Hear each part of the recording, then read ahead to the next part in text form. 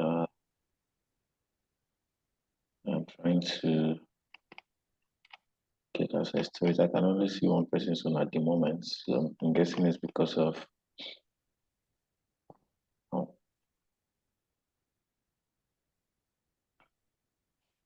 okay. So we're going to look at it together, but I'm trying to have access to the other links. This thing always happens with Google. I don't know why. Hold on, give me a second.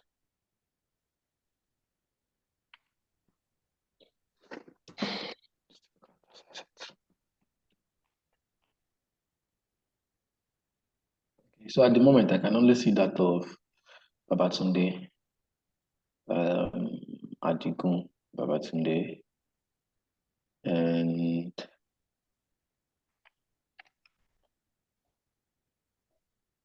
okay. Let me try this other one as well. I think it's also a different link. Just to be sure. No, yeah, sir. I'm a request. I have one question. Are there one more at least?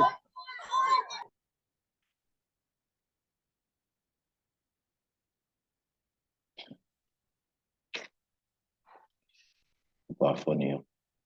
Okay, so who's this person? This person didn't put their name.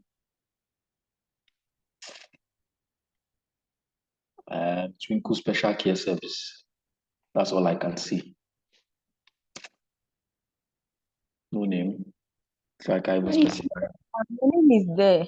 I thought I added my name. I'm sorry. Who's sorry? Hold on. Who just Hadijat? Is that you? Yes, it's me. Okay, Twinkle Special Care Service. Okay, you don't put your name on. It's all right. I'm coming. I'm trying to confirm all that. That's 1, 2. This is link. This is 3. This is 4. Link.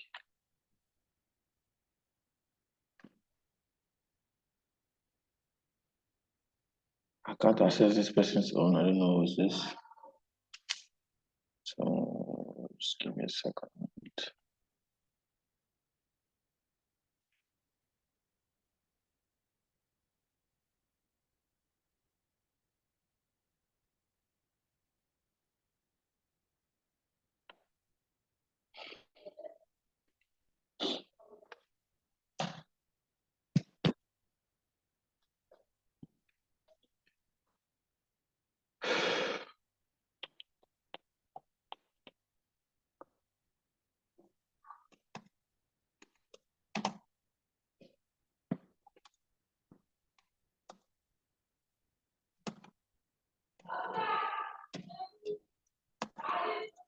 Okay, so we're going to only work with the one I can see for at the moment.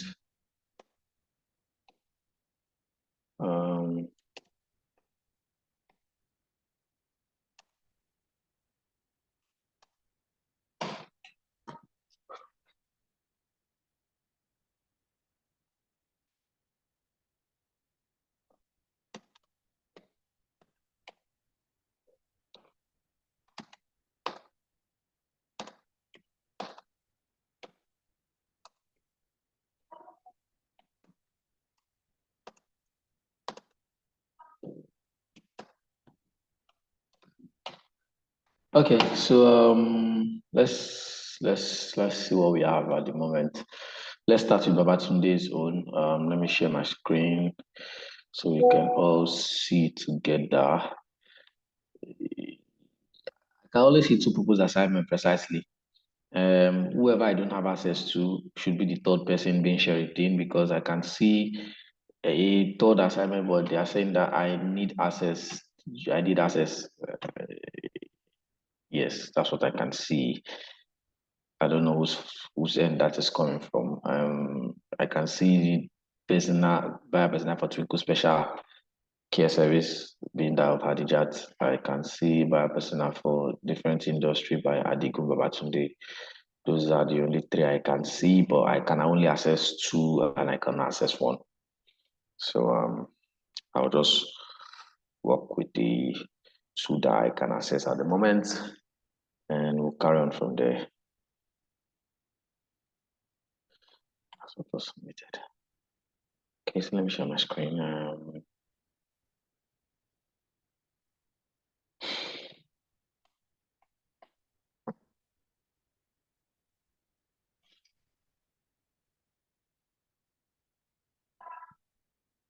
Okay, can you guys see my screen? Or can you see, please?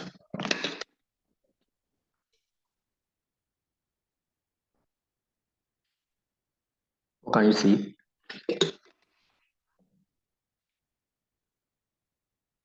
Okay, I think over Tunde. Okay, you can see your screen, your buyer persona. So let's just go through it.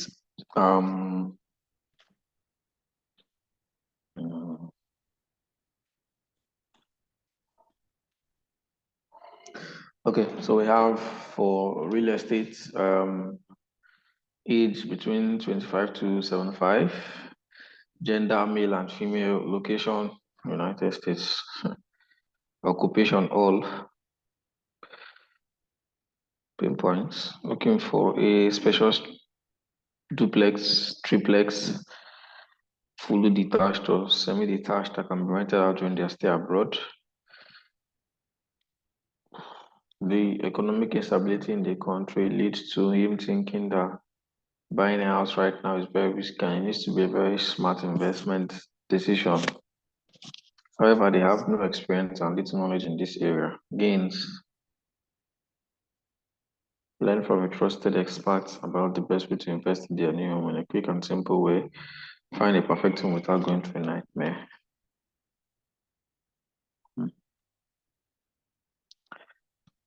This is looking very rusty. I'm trying to understand it. I can't really understand it at first glance, so maybe I have to read it again. My personal, real this is real estate, 25 to 75, gender male and female. Location, United States. You know, when you say location, United States, are you targeting people in the United States? Yes. What happened to Nigeria that you are going to United States? Don't leapfrog. Okay. Occupation, all. That is, I'm also having a problem with that. There needs to be a specific occupation because so one thing you need to notice that sometimes your buyer persona will have to be done for different markets or different sets of your target market or different set of your target audience. So you might decide to do a buyer persona for people within this particular bracket, and you know that this particular occupation or are the best suited for this because all of these people are going to probably have maybe different challenges that they are facing. You might not be able to capture all of them in one. And also this occupation, I think there should be something there. There is nothing like occupation all. It's not all occupations that can buy or afford real estate. You have to be specific of which people you're going to target. Are you targeting people who work in the banking sector? Is the person, because it's more like an imaginary portrait of your target audience or your target market. If you look at the other ones I showed us yesterday, like the other two, the working mom Wendy and the working one Wendy and is it what's the other one? Advocate Andy. You see that they even had a kind of a picture because they are now using it as more like an imaginary portrait of whom that target market is or who that target or the target audience should look like. But we're not going to be doing that because we don't have that this thing at the moment. Is just on Google Doc. But you still need to understand that you are trying to target a particular set of people casted into one region. So you want to be specific of what's the occupation of this particular person now that I'll be sending this into. Because let's say he's trying to do marketing campaigns for let's use the real estate now again. And we want to target people who work in the bank. So you have to put it there that this person he works as a bank, maybe is an MD in the bank, or is this in this particular sector, or just be specific about your occupation. It helps you tailor down and know exactly what you want to do. If you look at the other personas that I showed us, they all had specific occupations that were given to their the target market that they were looking at. Um, they didn't just say all or this just like that, right? Now let's go to the pain points which you have here. I wish I could see that with Vanessa to show you guys. If you look at this occupation, you see a these pain points. You are seeing looking for a spacious duplex, triplex, fully detached or semi-detached that can be rented out during their stay abroad. The economic instability in the country leads to him thinking that buying a house right now is very risky. Okay.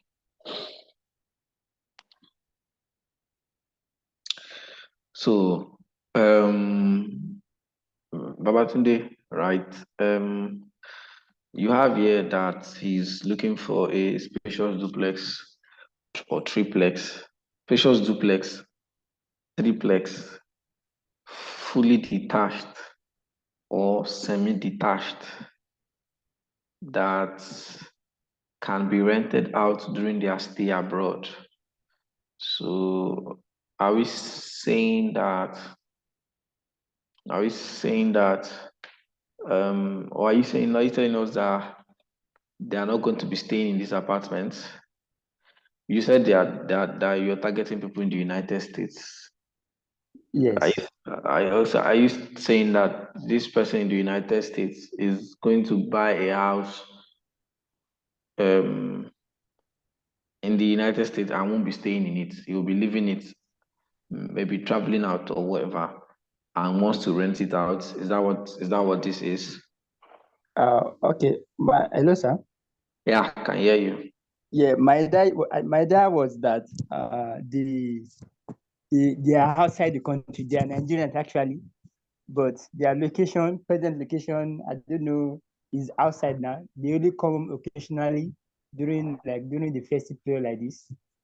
So the idea is that when they eventually buy, since they are not staying here, they just rent it out, pending the time they will fully relocate back to the country, to Nigeria. Okay. All right. Good point. Okay. That's a good point. Let's read further. The economic instability in the country leads to him thinking that buying a house right now is very risky. And it needs to be a very smart move. And so you see where we have that issue. You see that you come here now, you said him, but you were not specific when you were putting it out here. So you can do one for male and one for female, right? Okay. And maybe you can also reduce this age bracket. I think it's too wide for me. So I think 75 is 25 to 75. 75 looks like something that is very far gap. I mean, by 75, most people are already retiring. You rarely find those people within those age range purchasing. So maybe something within that, if you ask about maybe 60, 20, 30 to that, 30 to 60 or 30 to 65 could have done it for me. I don't, that's just me anyways. I'm not 100% certain about that. But I think the age bracket is too wide. Now you also came down here, and then of course we now say him, and we're not specific from the beginning. So the economic instability in the country leads to him thinking that buying a house right now is very risky and it needs to be a very smart investment decision. However, they have no experience and little knowledge in this area. Now, these are their challenges or their pain points, which I think there should be more. I think there should be more. You needed to touch all of this. So the next one is their gains. Gains, should that be gains? Hold on.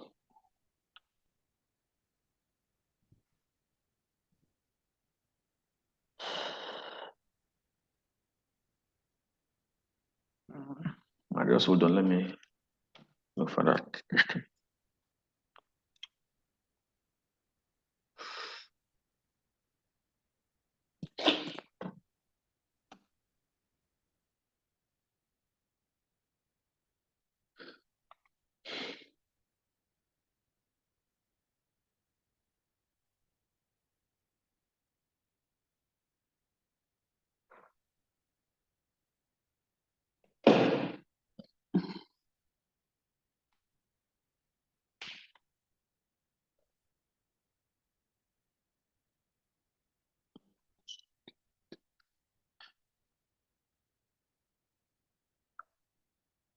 Okay, so I'm trying to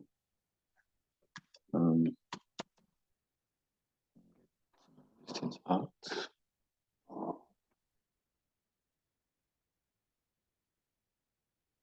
I don't think that should be gains anyways. I think that should be, is that, okay, no, let me read this thing again.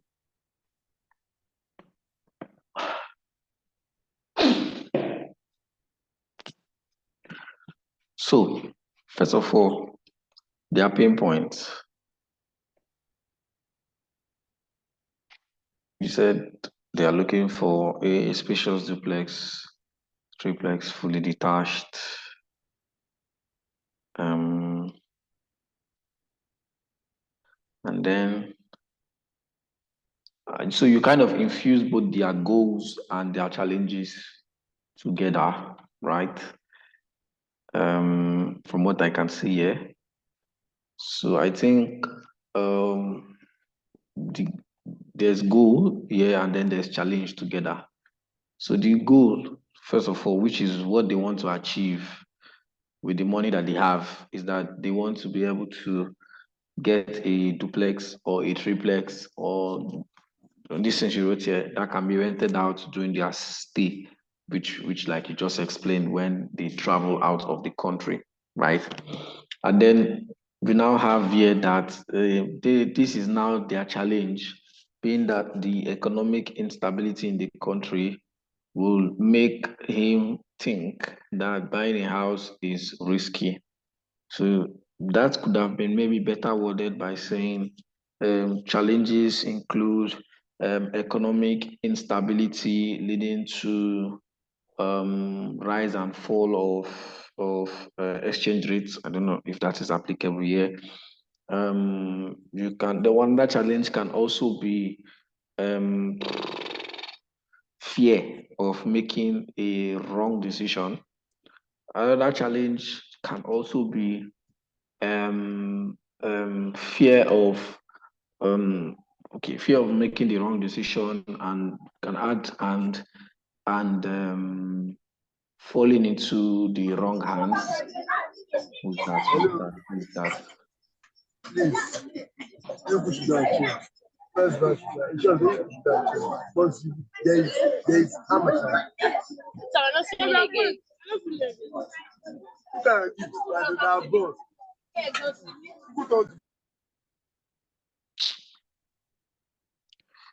Hello, can you guys hear me? Can you see my screen?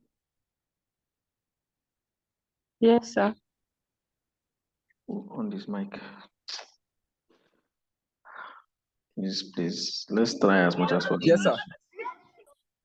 Always keep our mics mute, except we need to say something, because turning on the microphone is posing a very big distraction.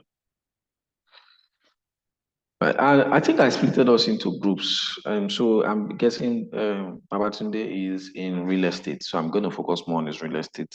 Please, you guys should follow me so that you understand these corrections that I'm trying to make, because these are the things that actually inform how your marketing is going to look like, and the kind of people you're actually targeting, and what you expect to actually get from them.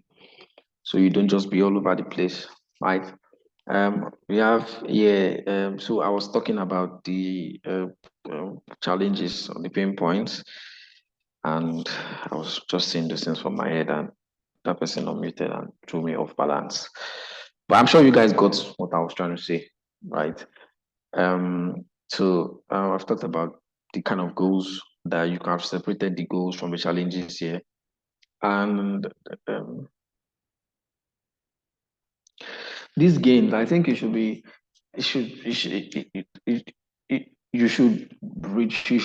brand it to how you intend to help them. What's your brand offer, or what's your brand to offer this person? Because the aim of writing this thing is, first of all, to know who they are, know what their challenges are, and then propose ways that you as a business, or the business that you're going to be doing a marketing strategy for, is going to help solve their problem, right? So if you have here that they have these problems, you now look at the problems and then identify how your business can be able to help them solve that problem, right? I think you can redo this and make it better. Let me. I don't know if I will see it. I used to have that of.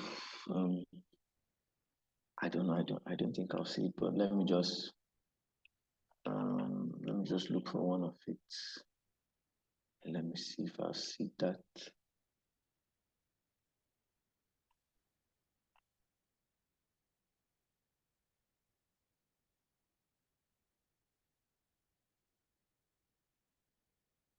Okay, just hold on.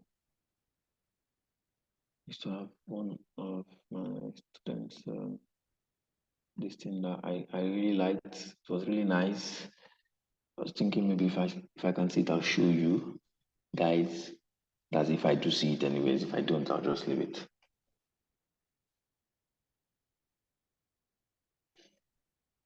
So I have that thing here.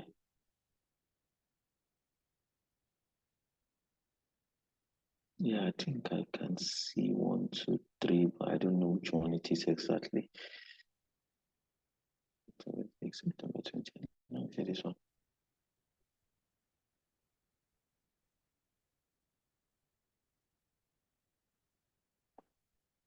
Yeah.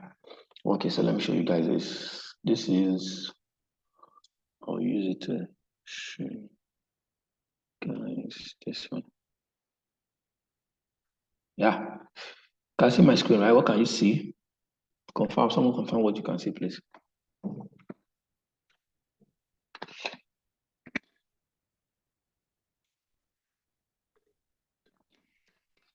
Let's confirm you can see my screen. Yes. What are you seeing? Personal. Yeah, DigiGap digital marketing assignment. Is that what you can see? Yes, yes.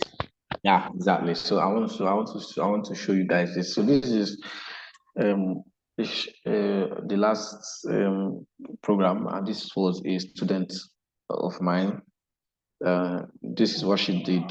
Right, I want us to just have a look at it, because it's also going to, it's more or less like the same thing.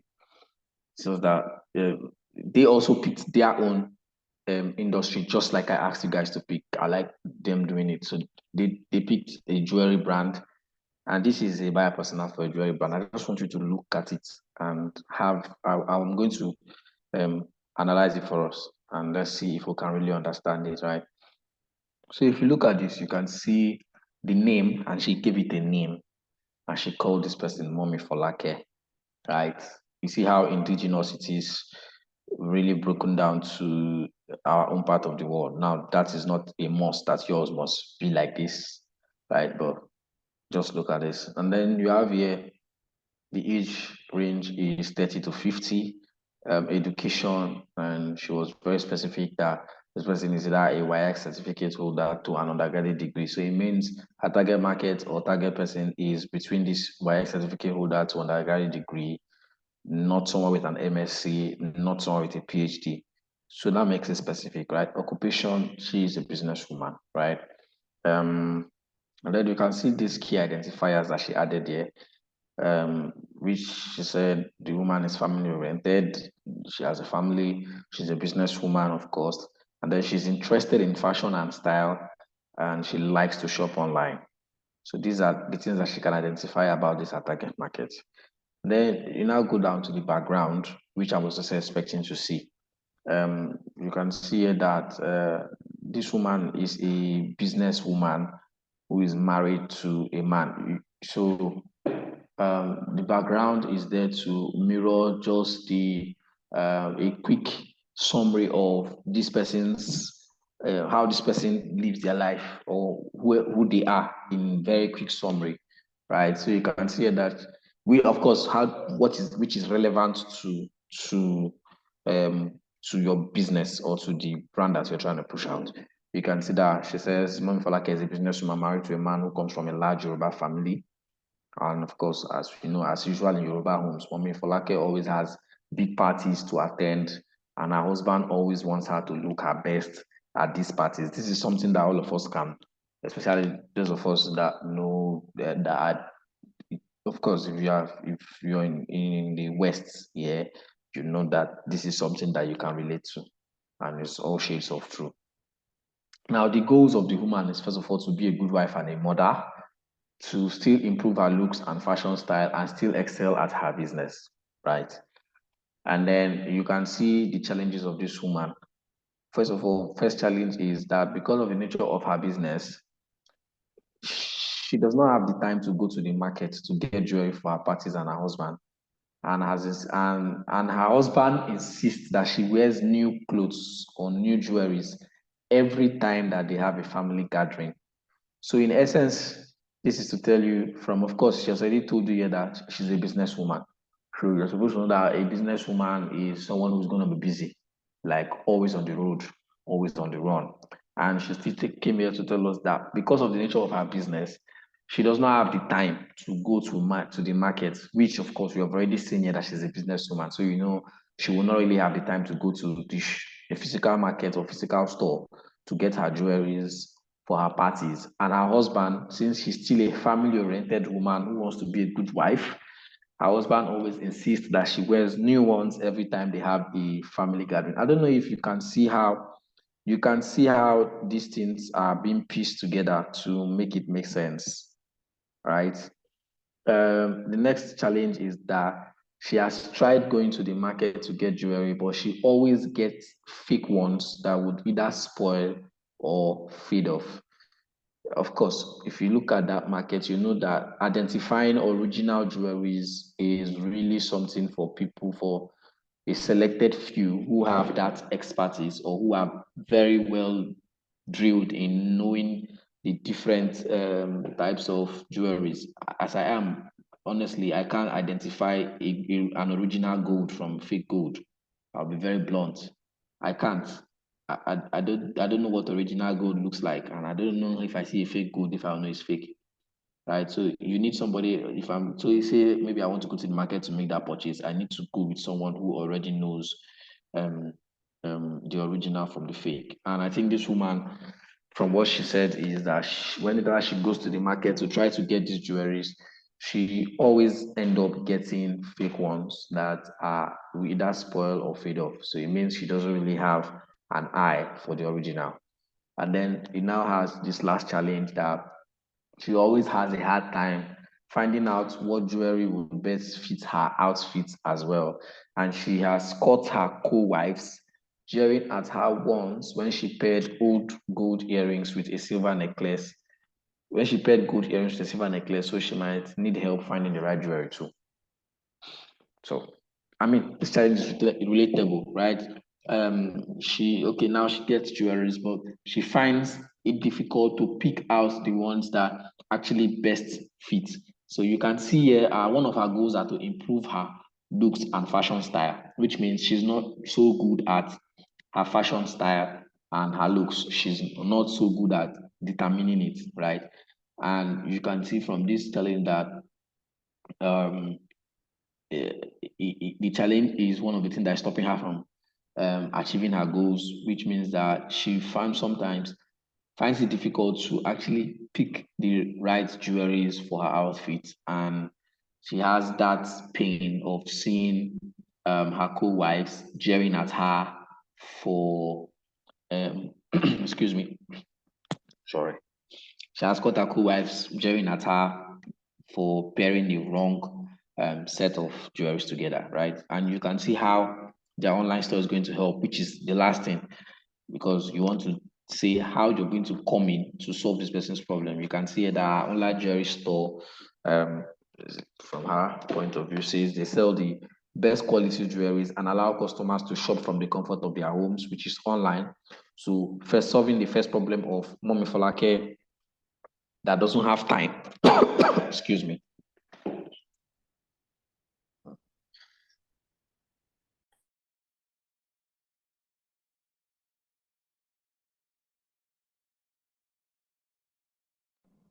Excuse me, sorry. So you can see that this first one is solving the first problem, being that because of the nature of her business, she doesn't have time to go to the market to get jewelries for her parties. And you can see that her online store makes sure that they sell the best quality jewelries that allows customers to shop from the comfort of their homes, which includes Mummy Folake.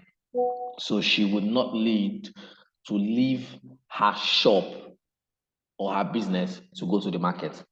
The second one here is our customer care representatives can help her by offering consultation on the right jewelry to wear for the right occasion with the right outfit, solving this problem where she has a hard time picking out the best one that fits her that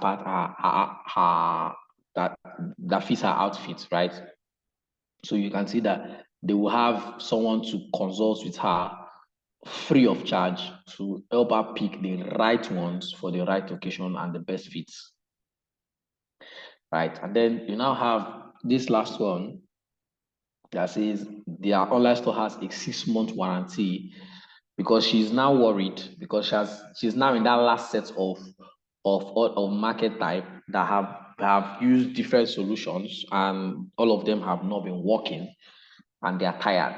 So you can see here that they know that they are selling original, and they're not giving her a warranty of 6 months just to satisfy that curiosity and kill that objection, that in that 6 months, if her jewelry fades off, she will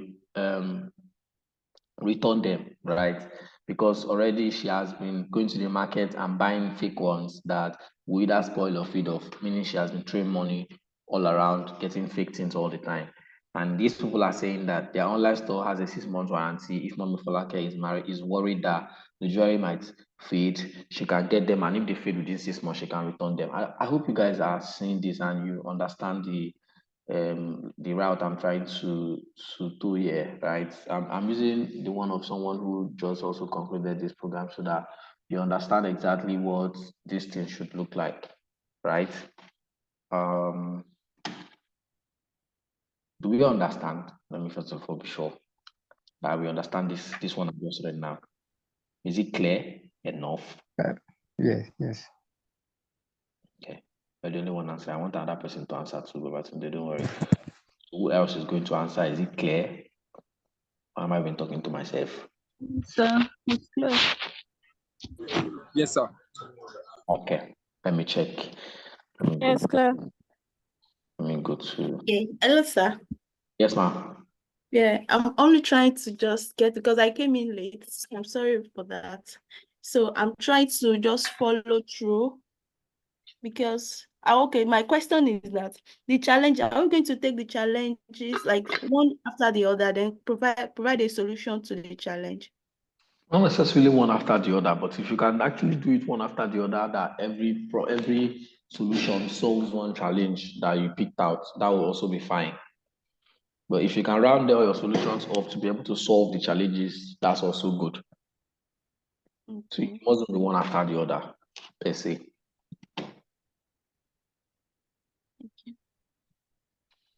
Yeah. So let's go back to your own. I think I just got another assignment. So more people just submitted. I'll check those ones later. Let me check these ones first. So Babatunde, let's see another person's own. Let me just quickly look at your. So Babatunde, I think you can write. You can make this better, right? You can make this better. You can do something on it again, right? Yes, yes. Miriam, right? Let me confirm this one. Yeah, my personnel for Twinkle Special Care Service. Name Miriam Twists. Age 25 to 25 to 55. Background, Miriam is a very busy mother of a disabled child who is balancing her career with raising a family. Goals: provide adequate attention for a disabled child, needs full support for our children, for our child academically, socially, and emotionally. Her busy work schedule makes it difficult to have time for our child's disability. Gets sad when she sees her disabled child having difficulty performing one task. How will help? Provide physiotherapy support to disabled children, assist disabled children building their confidence. Okay.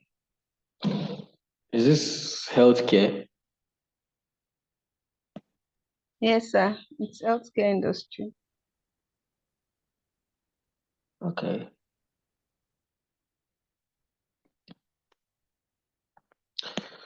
Okay. Name Miriam Twist, age 25 to 55. There's no occupation for us to confirm why she's a busy mother. Family, okay, she has one child, it's already here in the background. She's a mother of a disabled child.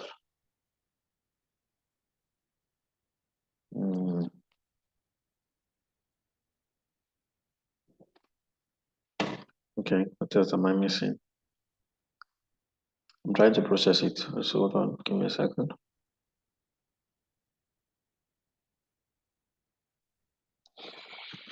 Okay, so I think we need to see the occupation. What does she do for a living? We also need to see maybe her education status. So these things will help you know exactly the kind of market that you're targeting, right? Because the things you'll be putting out for people who have maybe gotten who have maybe are very well educated, maybe educated to maybe the highest level of education, PhD, and have so many certificates.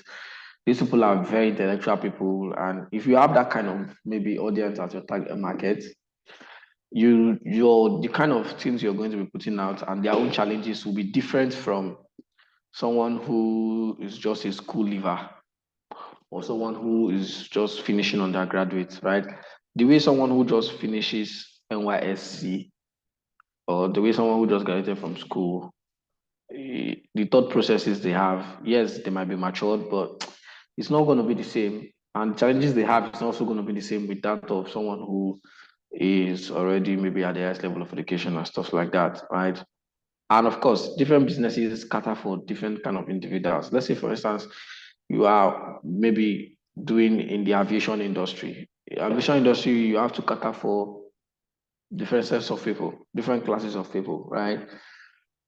Maybe you do, I don't know, what's that thing in aviation now? Is it a book flight, whatever they do?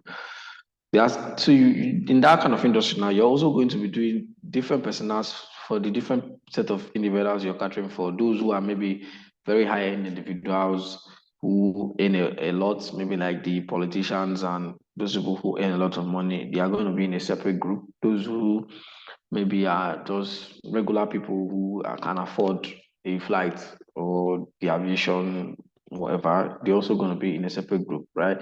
So these things are going to help you know how you're going to really cater for this different set of people and how you intend to make whatever you're putting out to make sense to them. Right. Back to your work, Miriam. Miriam is what I'm saying here, sorry. Okay, so we see Miriam Twist, age 25 to 55. 25 to 55. If this person is raising a child at 25, it means she got married much earlier. I can accept that anyways.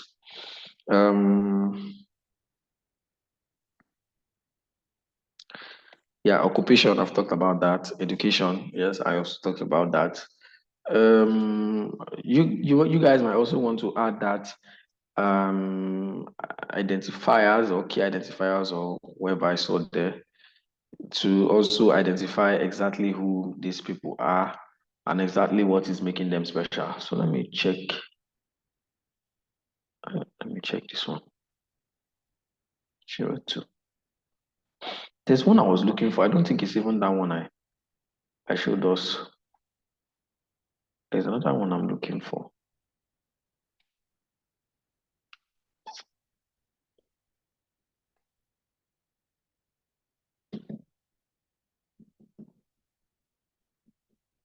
Okay, she's not the one that wrote it. She's not the one that wrote it. Okay, so there was one there was one of the students that did something that I really liked. She just like Miriam now is trying to do. I think I like this thing that you just Hadijat. Sorry, I keep calling you Miriam. Or is Miriam also your name?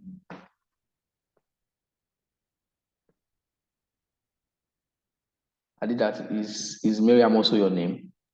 No, Miriam. I've been calling Miriam. Okay. Okay, so this you're trying to do now. I think one of my students did last time. She did something for plus size women. So I liked it because it was kind of very different from.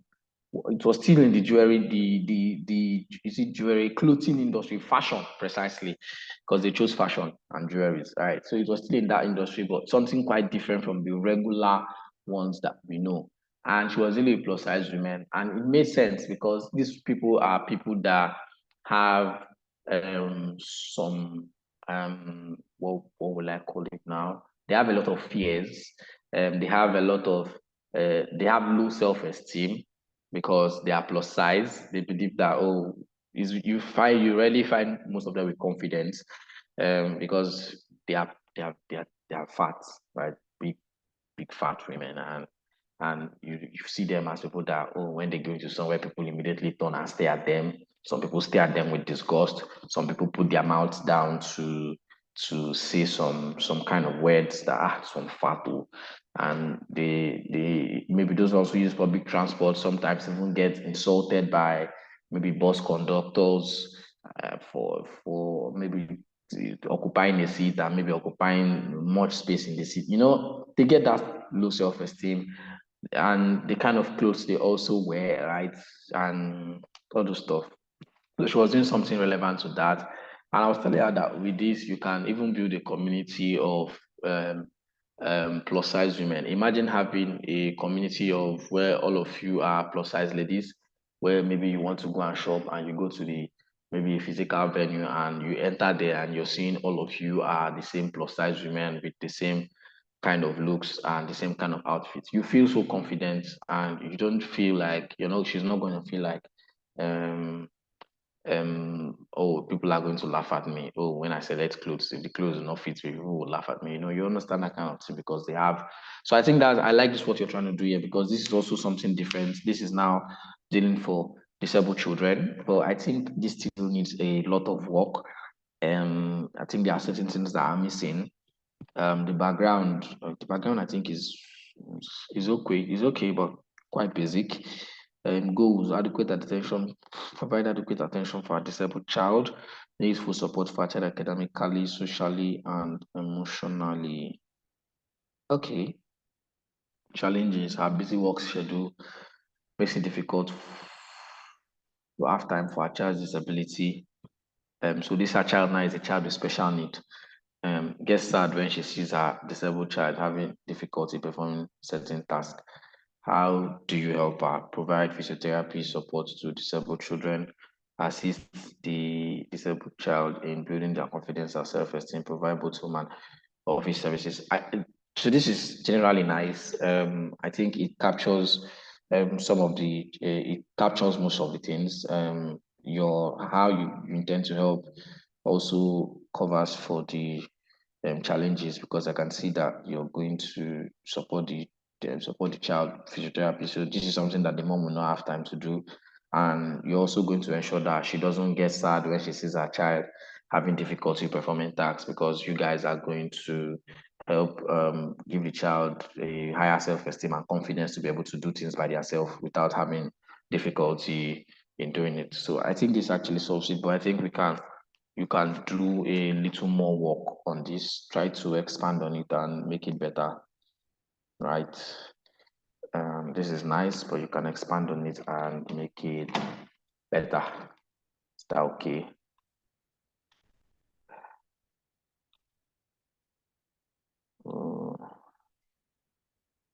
Is that okay? Miriam, did you get what I just said? I did chat. Yes, sir. Now, wow. This Miriam that you have put in my mouth now. Thank you, sir. Yeah, welcome. So, whose phone is this? He said he has unlocked it. Okay. Who is this, please? This is mine. This is mine. Okay. This is mine. This is for Sharon. Okay. You can mute. Yeah. Bad personnel for a real estate company. Role: decision maker, age 35 to 45. Background. Okay. Panji Alex is a bank director in Lagos. Married with 3 kids. Soon, 3 of his cousins are relocating from abroad to his place. Okay. Baji is a very busy person. He shuffles his time from work to home and vice versa. Goes. She desires a larger apartment to accommodate her kids, her husband, and her 3 cousins who are coming from USA to live with her. Why are you confusing me? Does this person not have an identity? Is it a she and a him? Sorry, I created a personnel that was a woman before, so I didn't quite edit it out before to actually saving this. That's why. Okay. Beginning to look like the person has different identities. Okay.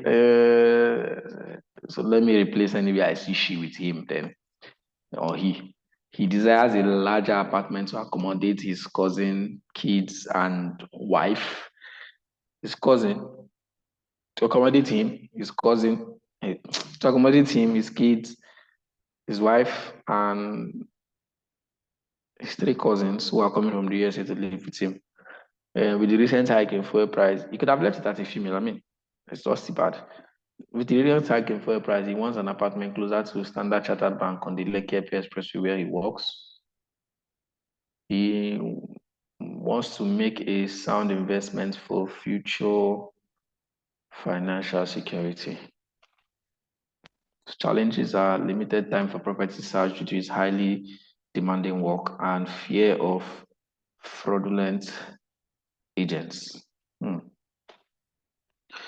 Provide guidelines on navigating through the huge Lagos apartment sector.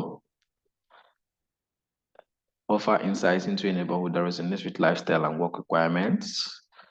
Helping with streamlining the process and complex paperwork while he focuses on his work. Yeah, this is nice. I think this is good.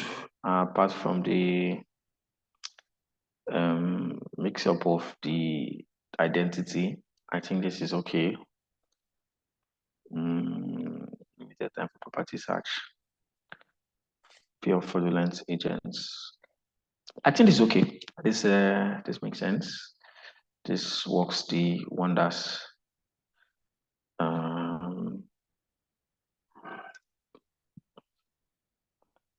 This is okay. It solves the problems and it states what is required. So I've been seeing more real estate.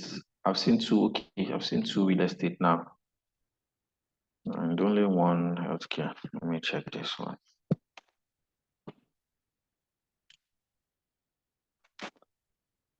I see you.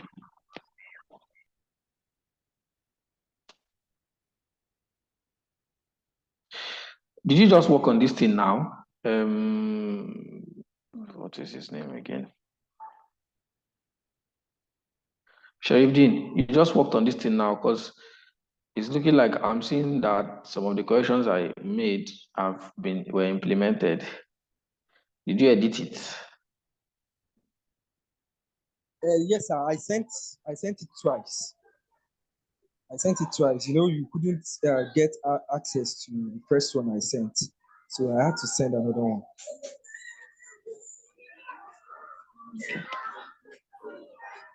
Okay. How are you everywhere? 1, 2. I'm trying to see if I can see another distance. If I don't see them, I'll move on. We are not many. I'm seeing that it's only how many people that did the assignment. Yeah, Talabi Abisola. Real estate still. Okay, you did for real estate and healthcare. Let me look at it. Buyer personnel for real estate. Buyer's name is Bayo. Age between 25 to 40. Personality responsible. Location Lagos. Occupation not here. Bayo is a young individual that wants to be able to live rent-free. He also hopes to be able to give his family a home of their own.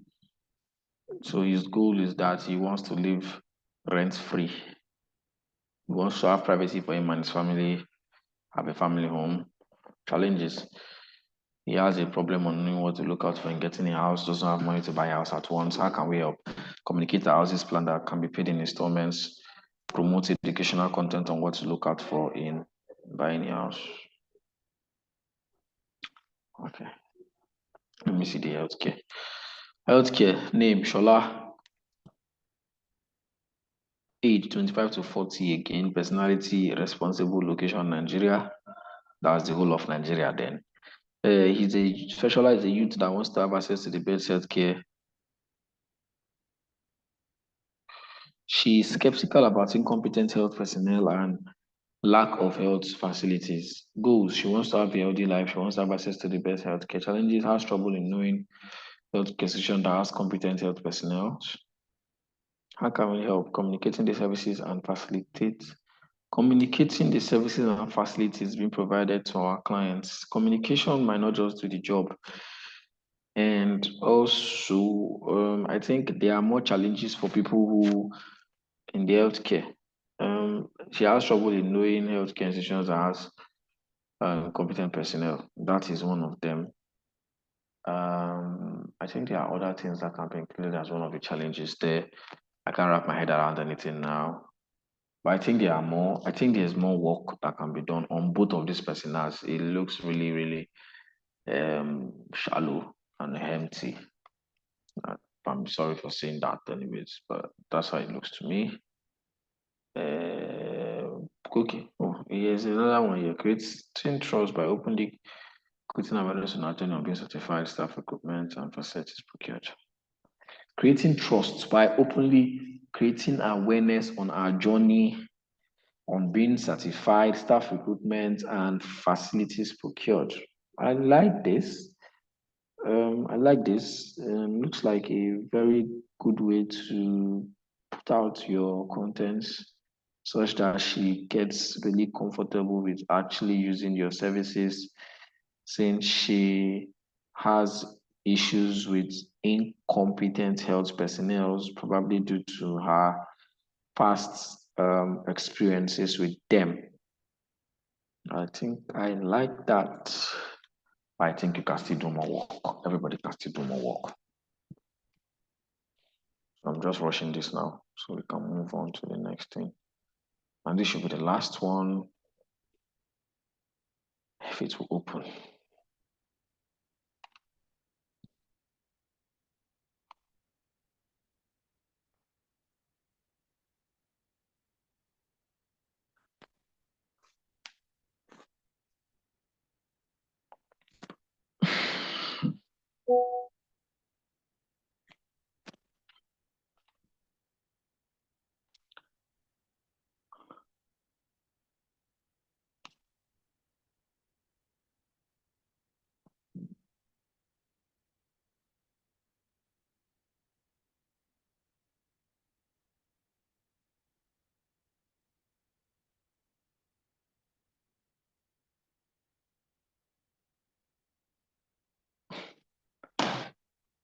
Okay. Who is this? Who owns this?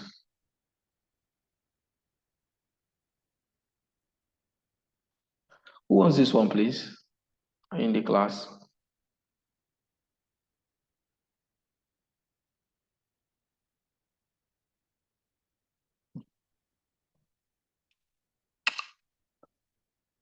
Can you guys see my screen? Maya Charity. Is that what people can see?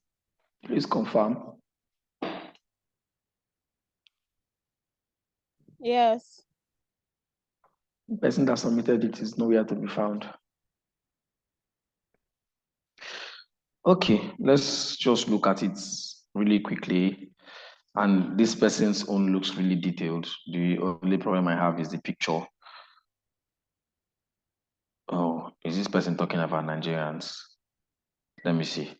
Background, age 28, gender, female, occupation, registered nurse, location, suburban, experience, 5 years in nursing. Demographics, marital status, single, education, BSc in nursing.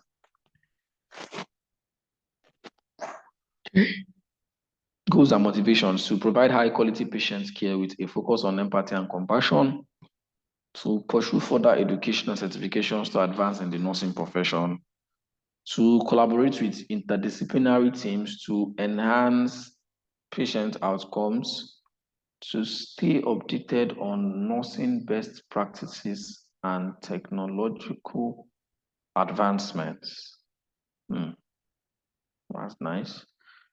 Challenges are managing heavy patient loads and demanding shifts, navigating the fast-paced and dynamic healthcare environment, balancing professional development with work commitments. Yeah, I'm liking this. This person did like a very thorough homework on these things. Technology preferences: relies on a tablet or smartphone for accessing health records and communication, regularly uses healthcare apps for medication management and patient education, familiar with telehealth platforms for remote consultations, and is open to adopting new technologies that improve patient care and streamline nursing tasks. Quotes. Quotes. Every patient's interaction. Okay, let me leave those ones. They're not my own. Key takeaways.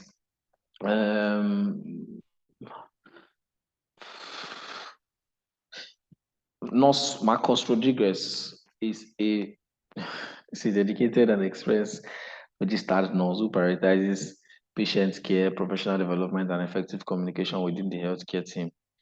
He seeks tools and resources that enhance his ability to provide quality care. Who has these assignments? First of all, let me start from there. I want to ask the person questions. The person is not here. I'll move on.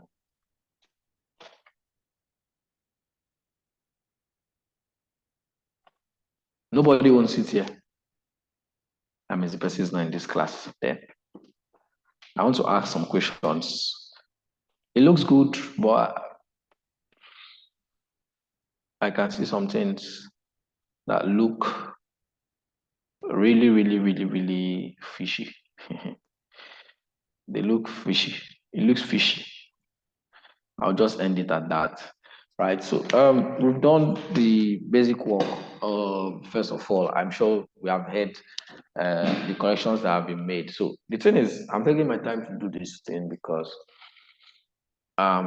these are the basic things that you need to know to be able to actually hit the ground running. That's the word that they will use. To be able to hit the ground running on whatever you're doing, right? Excuse me. If you want to do any kind of form of marketing, you want to know who are your target market. First of all, you want to know where are they located. You also want to know what kind of things do they like, right? We didn't add interest here because there's some person that you also have to add what kind of things are they interested in, especially maybe the kind of contents that they're interested in seeing online, because this is also going to inform how your contents are going to look like. For instance, if I'm doing I have a brand that deals with young people mostly, I want to make content that is going to resonate with young people. I want to do the kind of contents that young people will like, maybe from from reels, the kind of reels that they are going to like, the kind of things that resonate with them, especially the young people, what kind of jobs do they do. Say for instance now, I have a brand that deals with virtual dollar cards or deals with dollar cards, right?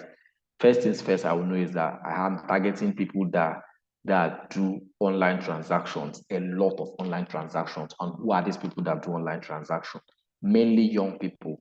Who are the mainly young people? Freelancers, people who work freelancing, who work on Upwork, on the freelancing platforms.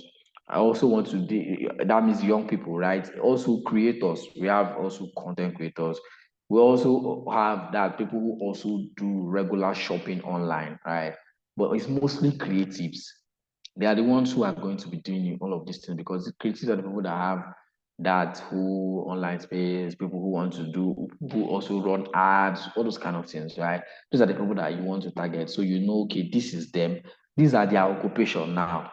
Creatives, freelancers, creators, you know, okay, this is these people.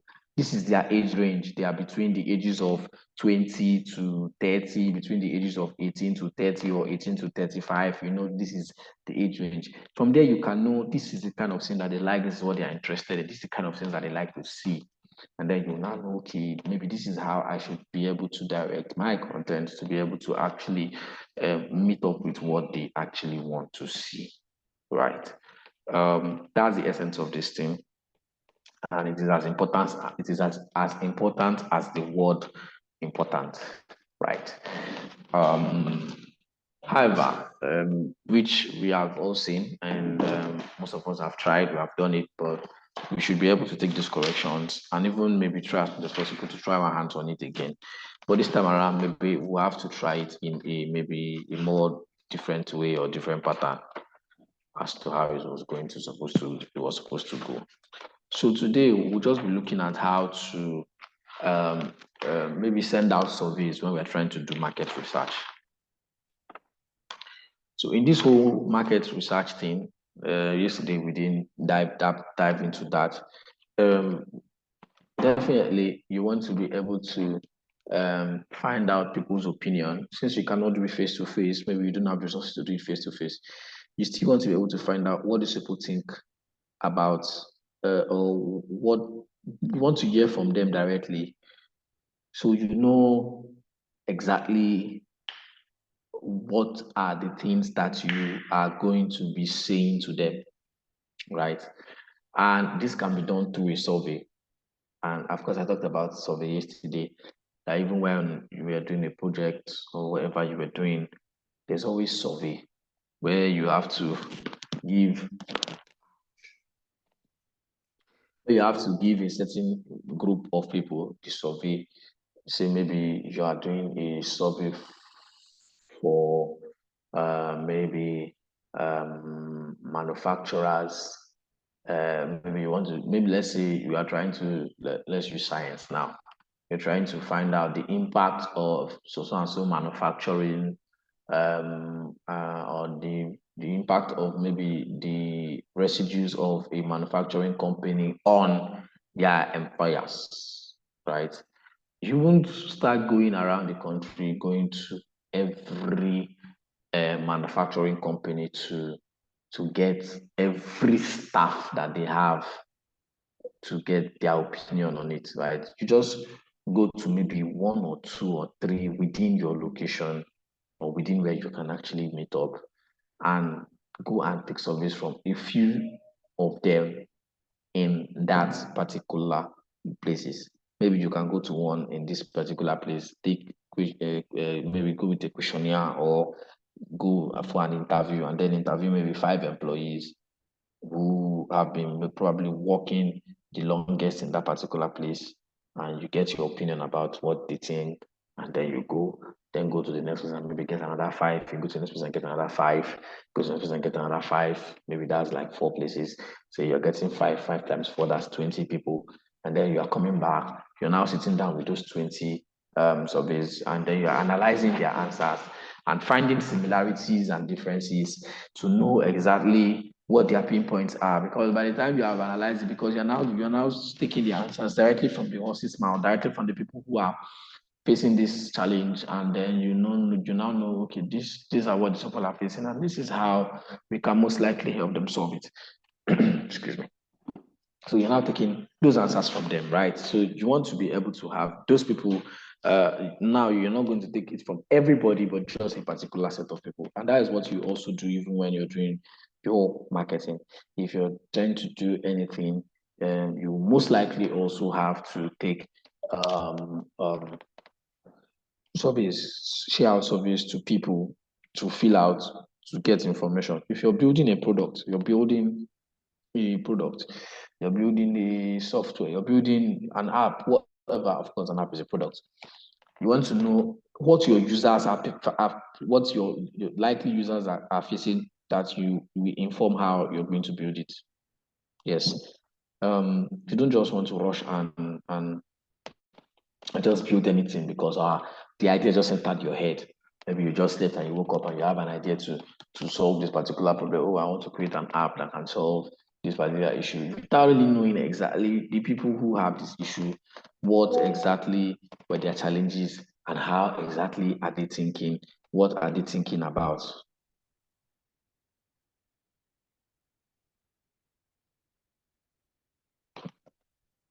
What exactly are they thinking about, right? So you want to be able to know these things, this information. You want to have them, maybe not a very solid one, but you want to have at least a certain percentage of it.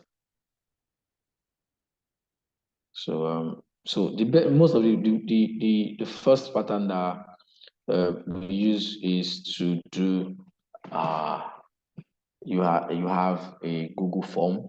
There's SurveyMonkey. There are different ones that people use, but the most popular is using a Google form, right? A Google form is just like you use now to submit assignments, can also be used as a survey, can be used to create a survey, can be used to get people's responses, and you know exactly what you want to hear from these people and how exactly what you're going to get from them is going to help solve their problem.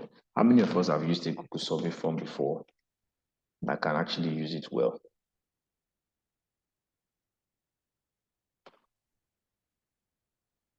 Anybody?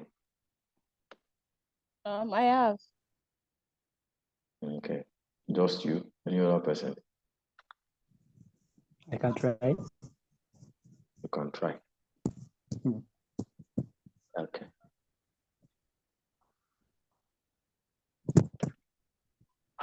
Okay, just 2 of you. Yes, I can also try, but I'm not so good. So what's the question, sir? I had interference with my network. Okay. Yeah, you want to ask a question, Adijat?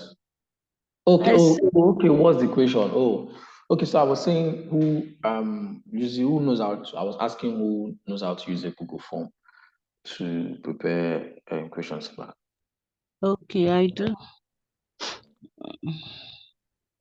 Okay, that's good. At least most of you do. So it's going to be quite easier for us to understand it now. Let's close all of this. Close this. Close this. So I'm sure you can see my screen, right?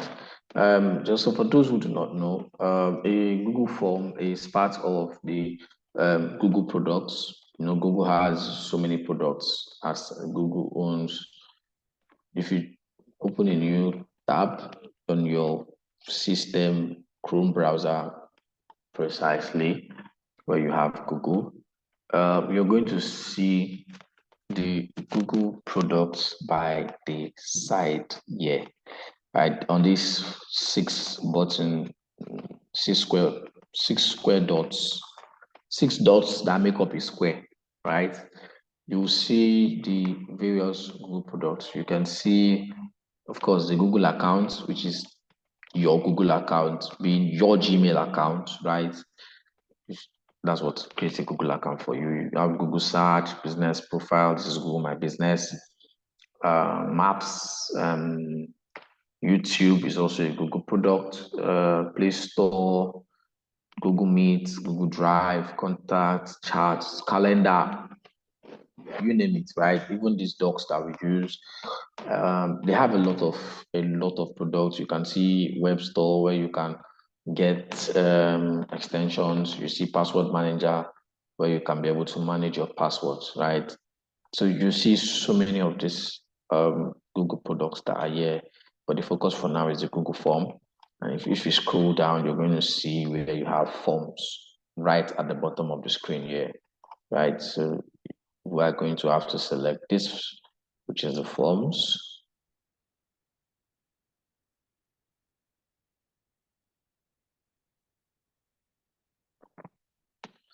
And then you can see here that you have the option to create a new blank form, which is what we'll be doing starting from scratch.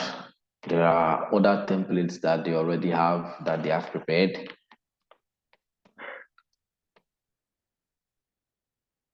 Templates already prepared by Google. You can see the t-shirt sign up. You can see party invite, RSVP. If you click on this, you're going to see more templates that have been provided by Google. I mean, this makes you easily, do what you want to do and just live without having to do much. If you want contact, you can see contact information here, right? It's classified under personal. You want someone to book a time, you want someone to RSVP for an event, you have an invite for a party, you have registration for an event, you have sign up for t-shirts, then those are under personal, and then you have work. You have maybe this is just like a survey now that we're trying to create. You see events feedback, you see order form, job application, time of requests, you see work requests, customer feedback. So you can see that they have already existing templates which you can use, right? And then we now have the blank form, which is you creating a form afresh on your own from scratch, right? So you want to say we now create a blank form, which is what we're going to be starting with, and create a blank form. So very first thing is that you want to give your form a title. You want to call it whatever you like that you can remember, and that will also serve as the title of the form, which people are going to see, that sends a clear message on what your equations you're trying to ask them are for. What's the relevance? How will it help? Excuse me. How will it help them? How will it solve their problem? How will it help them? How will it solve their problem?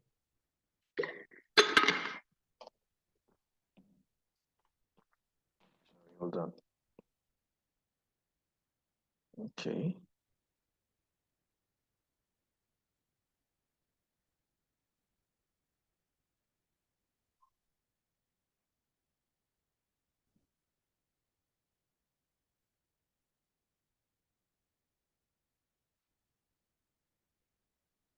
Okay. So first things first is that you want to give your form a title, right? So if you look at this screen, if you look at the top of the screen, you will see your questions because you are the owner of the form. If you also give somebody access to this form, they will also be able to see all of these things that will be included in this form. You can see the questions, which is going to be the questions that you're going to prepare that you want to ask, and then you can see responses where people who respond, you can see their responses and you can see what their responses are, right? So if we want to title this form now, so we want to do a research because we want to understand people, what industry are we going to pick now?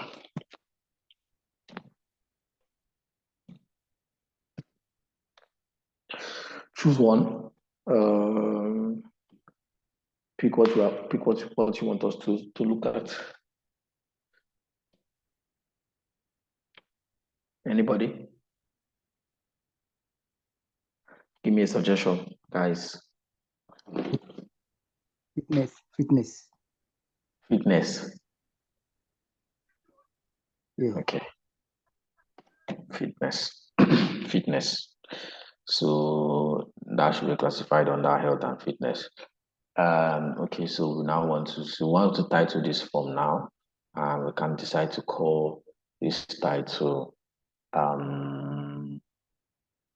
What do I title this now?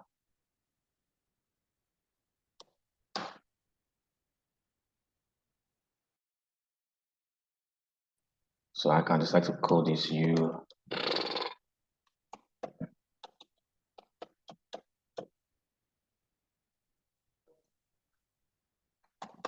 and your fitness. Let's say I decide to give this as the title of this form, your fitness, right?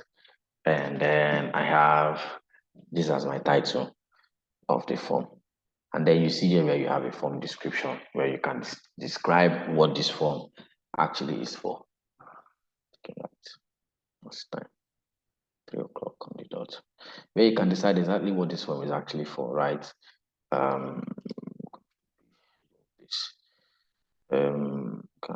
Font.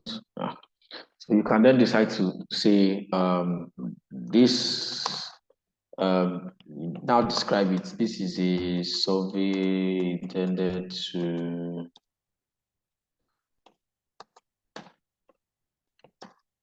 discover how best you keep up with your fitness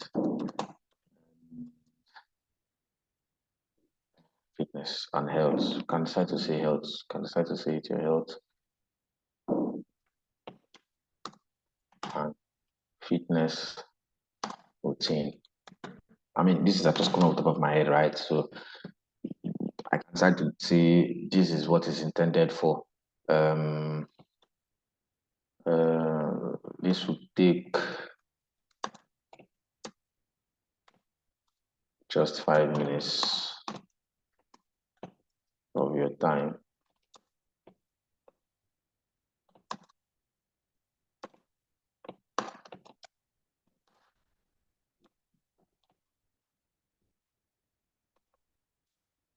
Please provide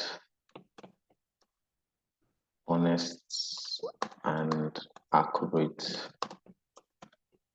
details to enable us understand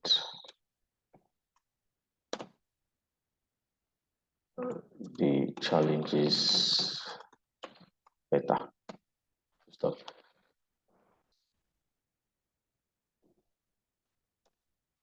Right. I can decide to write a description like this, and then I can decide to now add a disclaimer to give them some bit of confidence.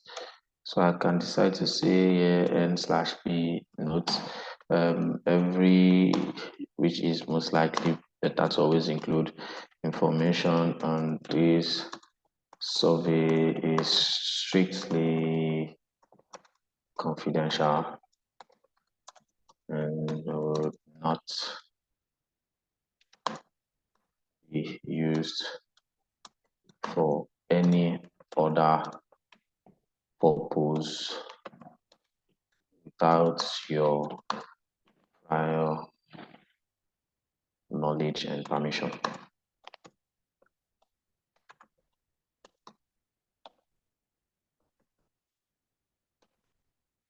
Are we together? Yes, sir.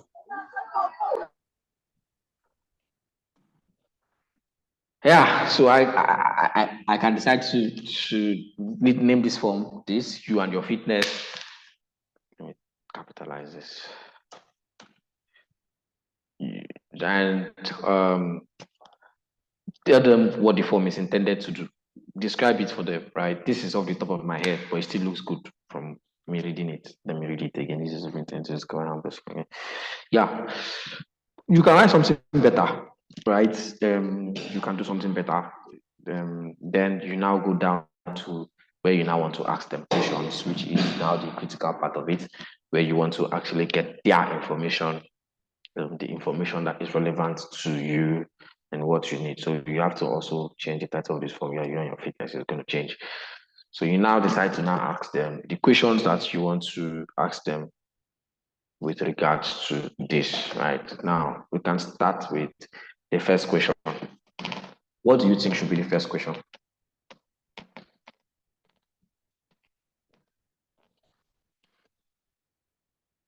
Name. Gender or age. Okay, that's good. Any other person wants to say something? Yeah, I think it's the full name. Full name as first thing. Okay. Who else? Or the email address. The email address. Okay. So, where's this setting?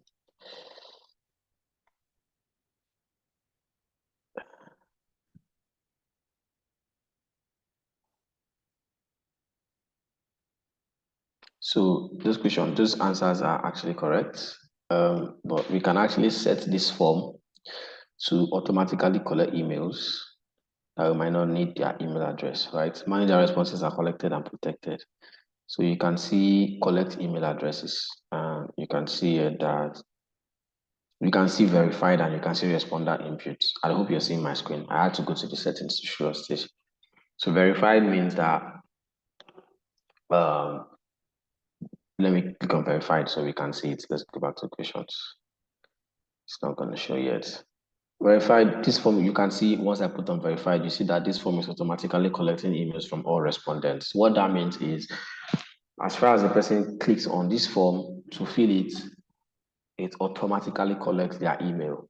So I don't need to ask them for their email anymore, right? Once the person clicks on this form to fill it, of course, they're going to fill it with their Google account. It automatically registers the email which that Google account is on. So if, for instance, they saw this form and then they clicked on it and they have a Google account and it comes and goes straight to their Chrome browser, the email account where that Chrome browser is on, just like as I have this account now, this hybriddigital@gmail.com, would immediately be the email that is going to be registered. And you can decide to turn that off, just like go back to the settings. You can decide to put it at responder inputs. If you put it at responder input, it means that the people are actually going to be the ones to actually put their email by themselves, and the email is compulsory that they have to put it, right? So that is at your discretion to do, right? You can change the settings from here as well. And you can decide to turn it off, which means that you should not collect email where you now have to ask them for their email addresses, right? Are we clear on that? You can also allow people to have more than one response to their form. So now you see some forms that you fill online. I don't know if you've ever noticed it, that there are some that you feel that you cannot send more than one response. Right. So this is where you can turn that on, where you're going to limit it to just one response.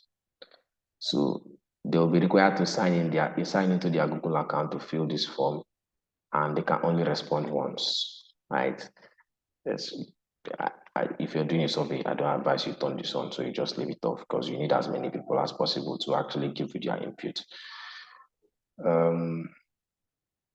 Presentation, manage how the responses are presented. Okay, this is show progress bar, shuffle. This is for responses aspect. Default. We can leave all these settings for now. Collect email addresses by default is currently turned off, which is on do not collect. Questions by default. Make questions required by default. So for this part, being make questions required by default, it means that any question that is going to be asked, they will have to answer it compulsorily, right? So that means making the questions to be compulsory to be answered. We might not really want that. So first things first is I will not advise that you start with maybe collecting personal information. I mean, except you need the leads, which is also good to have the leads, right? You can decide to say, okay, you want to collect the leads first, and then you decide to see you want to collect their name and their email, but that is not the first thing I always advise that you go for. I think you want to really dive straight into what you want to get from them straight up, right? Since I'll prefer to turn this on to automatically collect emails, right? And if I put automatically emails, I'll have to start with name because I just want to know their name. I don't need full name, I just need first name. Short text answer. So I want to use, why I'm putting the name now is to determine if this person is a male or a female, right? And you still put gender anyways, because but sometimes they still have gender problem. So the next question you now have to, so this is going to be a short answer where they can simply put in their names, very short, and I'll make it required. See where I turned on the required, which means they will definitely have to answer this question, right? That is not too much of a personal question. So it's just first name. It's nothing serious, right? And then the second question will now be gender, right? You now give the options. You can see a multiple choice, which you can always change to something else. Short, you have short answer, you have paragraph, you have check boxes, you have drop down, you have the one where they can upload a file. You have this one called linear scale, where they have a scale to choose, maybe on a scale. You know, when somebody asks you on a scale of 1 to 10, where you now have to pick a number, say maybe 5, maybe 10, you can use this linear scale. We have the multiple choice grid. Let's check this one. So you can see what the multiple choice grid looks like. You have rows and then you have column. This is mostly not used and always not advisable to use. We have the time. So this is mostly what you'll be working with. The multiple choice questions, the short answer, the paragraph, the check boxes, the drop down. The beauty of this is that you want to try as much as possible to make this form as quick as possible and still as interesting as possible that we want to continue filling. And since you can't see them face to face, definitely people are liable to lie and give you false information just to fill your form and make you happy. But you want to be able to ensure that they try their possible best to give you the right information in the best possible way that they can. So you want them to answer the questions like they are answering them with you physically present. But it's still not going to be as easy as it is, but then you just have to try. So next thing is going to be the agenda, and then you give options. You have male, you have female, and you can decide to add other, because these days we have he, she, him, me. I don't know, maybe somebody is not, that has refused to identify as a male and a female. If he's abroad now, maybe is an American form, you're going to see what's your pronoun. You can see here, prefer not to say. So I can decide to add this prefer not to say option instead of other, right? So I can turn off other. and leave prefer not to see option, because some people will prefer not to see which gender are they, But then most likely you will have people feeling that male or female, right? Is something that is just psychological and they just have to feel it and skip. And I made that question also required for them to answer. And then the next thing is what happened?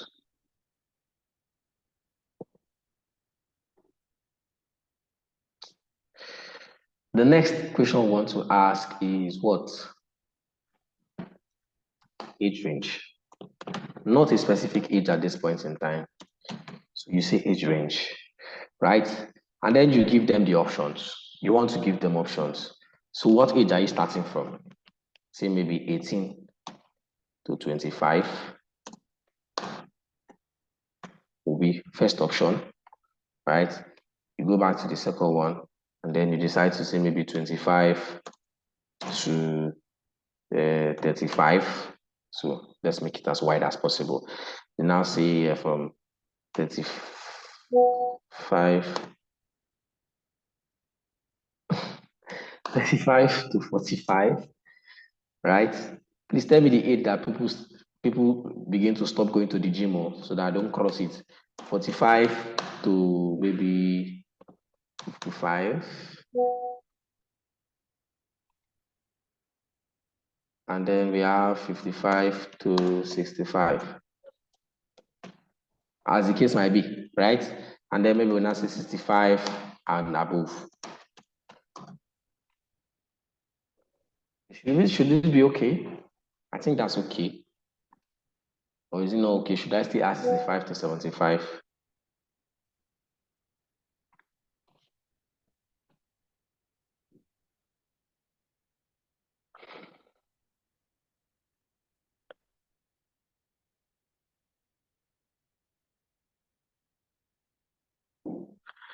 Okay, so nobody's answering me. These people should talk. It's not only me that's going to be working.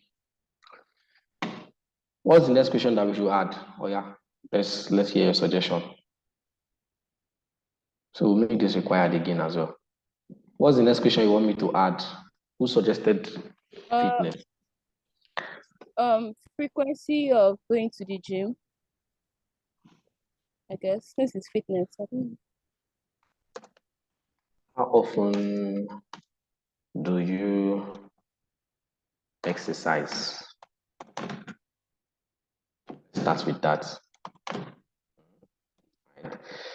And then you now have options.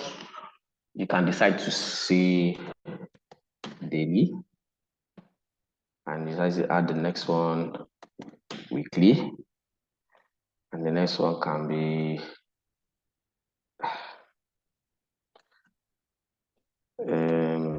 thrice a week, and the next option. Why am I thinking this option? This should be, yeah, you should give them options here. Thrice a week, and this can be, the next one can be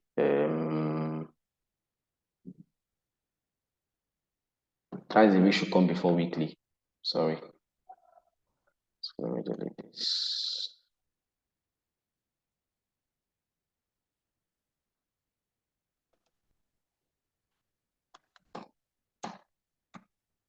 Because that is like most times that people do workout. So let's say this is weekly, this is twice a week.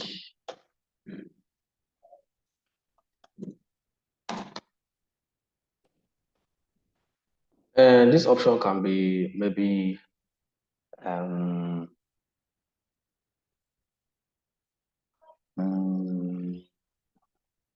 weekly. This one now can be monthly, and this one can be never. Right? I mean, these are most likely the options, right? Or can we say daily, often, occasionally? Okay, let's change these options now. Let's say this is daily, this is often, this is occasionally. Occasionally, how did this spell out? occasionally. This is rarely.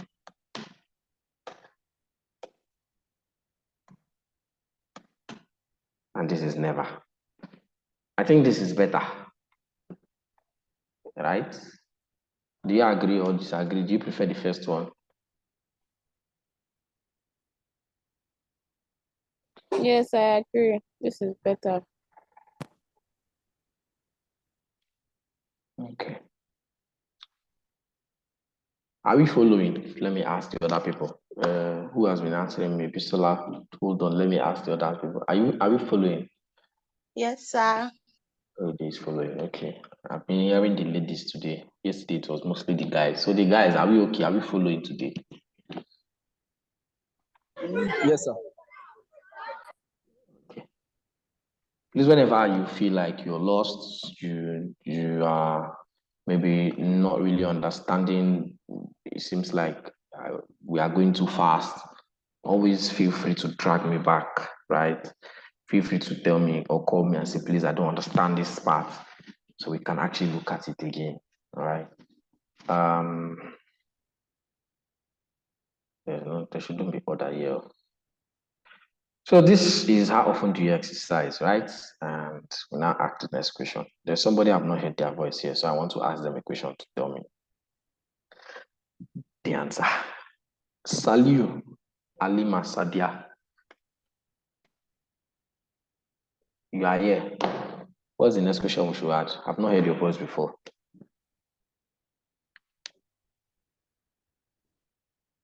Please speak up.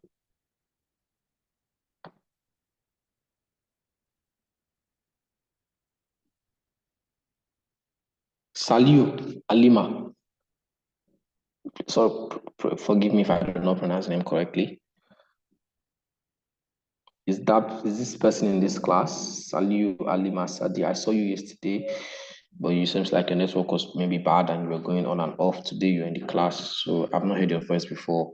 I would like to hear you speak and just tell me what you think the next question should be. Please. I'm begging.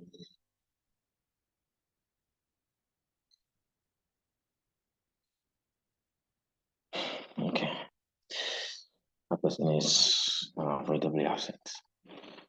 Damilola Kuku.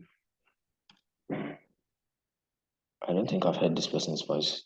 First class was yesterday, but I don't think I know you. You're here. Can you give me a suggestion? Good afternoon, ma'am. Sorry, I'm just joining the class, so I don't even have idea of what you are doing. Oh, I'm just joining now. okay. I don't have any idea. I'm sorry. All right, that's fine. That's okay.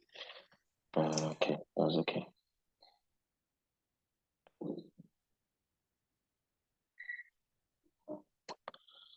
All right, guys. Somebody should suggest what's the next question we should add. We have asked them how often do they exercise.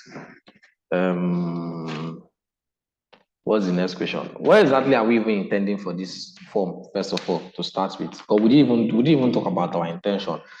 Is it for, is it for building maybe an online, is it for building, what do I say now? Maybe an app that they can use to work out? Or is it for promoting an already existing brand? Or is it for a brand that has a physical shop, a physical office that you want people to come and exercise? Would you even talk about that? Right? So at this point now, let's determine what exactly are we talking about so we know what the next question is going to look like. Who wants to give me a try?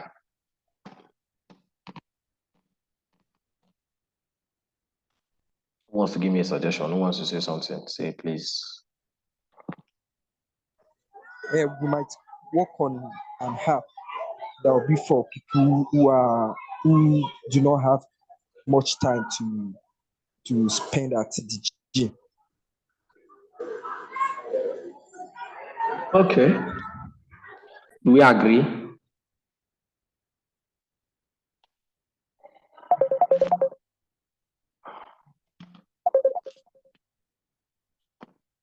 Do we agree? Yes, yes. Yes, please. Yes. So that means we are supposed to add occupation. Yeah. Missed that. And you did not tell me. So we are going to add occupation.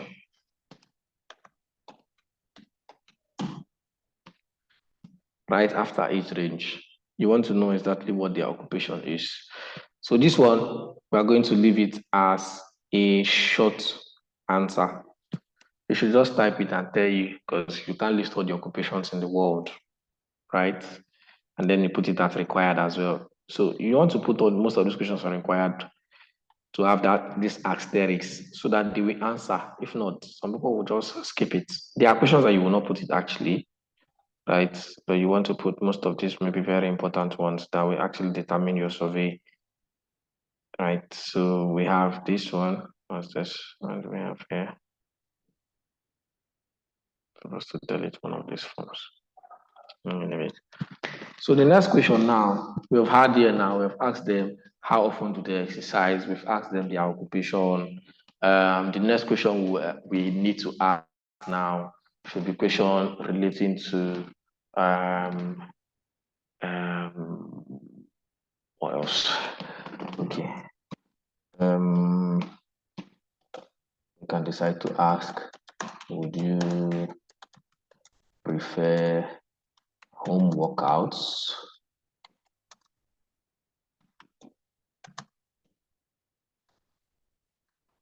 or visiting a gym? Relevant enough? I think it is. You change the option here to home workouts. And you change it to visiting a gym.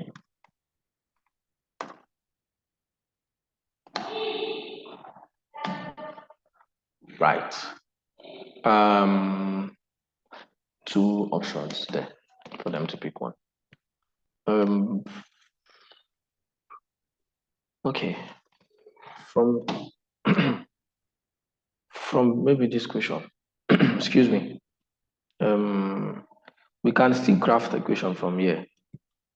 We can decide to say, because these questions are, you want to think of relevant questions. We can decide to say, since we have asked them how often do they exercise, we can now ask something like, what are your challenges you can ask something like, what are the challenges that prevents you from exercising as much as you would want to? Does this make sense? Yes, I think it does. Does it make sense to ask? Let me be sure. Yes. Okay, so let's add that option after this one. What was the question again? Don't come up from my head. What are the challenges that what's the question maybe? So you can see they have already given you long answer text. What are the challenges that so it has left my head. Let's leave it first. I beg. It's not entering my head again.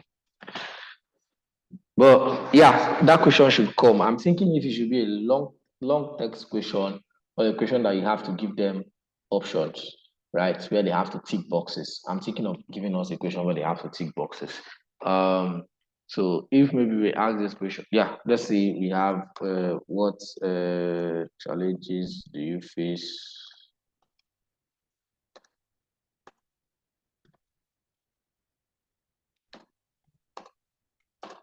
that restricts you from exercising as much as you'd want to? I mean, this is off the top of my head. I don't know if it makes sense. So this is already a long text answer, right? You want them to maybe say certain things, or you can give them check boxes where they can pick questions. You can decide to say time constraints. You can look for options. You can say, let's start with busy work schedule. The next one can be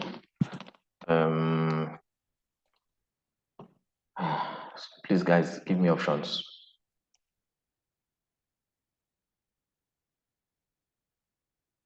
Give me options. Aside busy work schedule, what else? Lack of motivation. Lack of motivation. Thank you for that. Yeah. Lack of fitness or exercising materials. Yeah. Lack of exercising the materials. Let's put materials. I don't think it's materials, but let's just put materials. Yeah, materials / outfits. Okay, or item. Or tools. Lack of exercising tools / outfits. Yeah. What's the next option?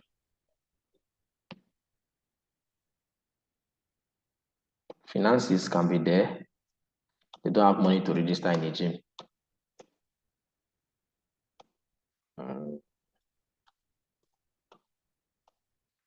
Limited finances. No, you don't just feel it's necessary. Sorry? Or maybe the person don't just feel it's necessary. Okay, yeah, that's also an option. How do we put it now? I don't find it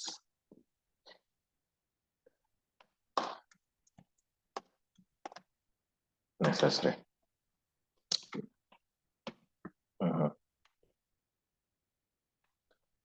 Yeah. So you can see that this one now is a multiple choice, a checkbox where they can decide to tick options, because some people might have more than one of these as their challenge. Some might have busy work schedule, lack of motivation. Some might have maybe just busy work schedule because they don't have time. Some might lack the motivation. Some might have motivation, but they don't have finances. Some might also have all of it and some of it, right? So you want to put maybe something like this, like a tick box, that they will be able to check the boxes for the ones that actually consign them, right? And then we now have the next question, which is, would you prefer home workouts or visiting a gym? And we then have the answer to that one. What's the next question? We should be rounding up so it doesn't get too long.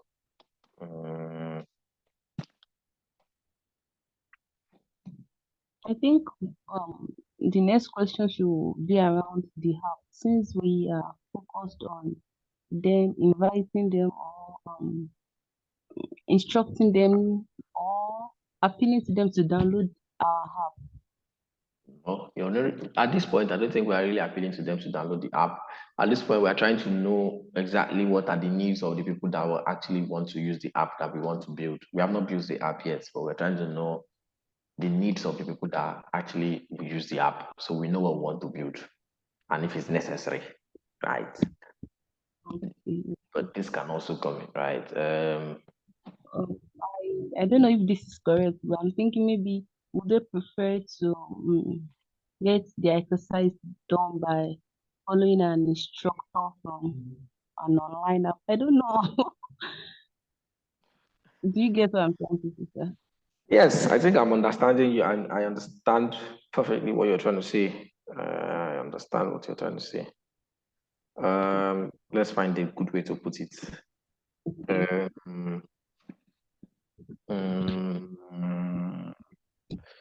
Okay, now we can decide to ask the essay if your answer, since it's related to our own app now, if your answer above was home workout or is home workout.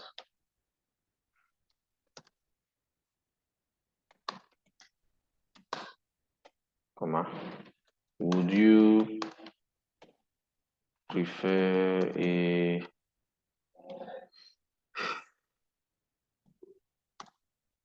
using an app, using a fitness app,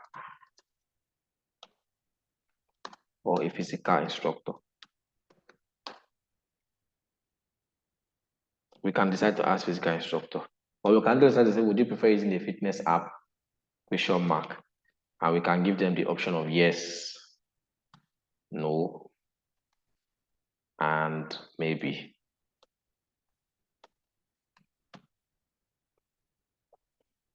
Right. And now this one, we're not going to make it required because you are asking them if your answer was. So anybody that put visiting a gym here, the person is not required to answer this particular question, right? So you see how the questions are direct and straight to the point. You want to ask questions that are, because the truth is that if we give them where we want them to feel, if we start giving them where we want them to feel paragraphs, long text, people will not feel it. People don't want to feel, people don't want to write plenty. People don't want to talk plenty. They just want something that they will just hit and go.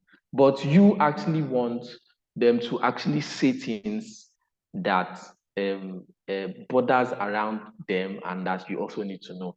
So since they are not going to be willing to say it, you have to find a way to put them in your questions that will actually drive them to give you the answer, because they will just prefer to tap, tap, tap, tap, tap. But then while you're still doing that, you want to still ensure that you have a space where you have people to feel something out, to tell you exactly what they want. Now, mind you, everybody is not going to feel this part. Everybody will not want to see it, but there's always a high possibility of you having people say their mind, right? Because the psychology of it is they feel from 1, 2, 3, 4. How many questions are here? 1, 2, 3, 4, 5, 6, 7, 8. Right? They filled up to 8. So they've gotten to the question where they now have paragraph and they need to fill. They want to rush it and fill and just get along with their lives, but they will not even notice when they will not see required in that part.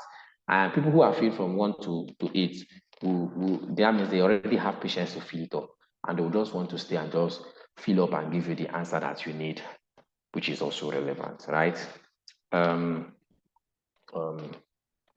So the next question now has to give us something that will give us an answer where they need to put in a paragraph.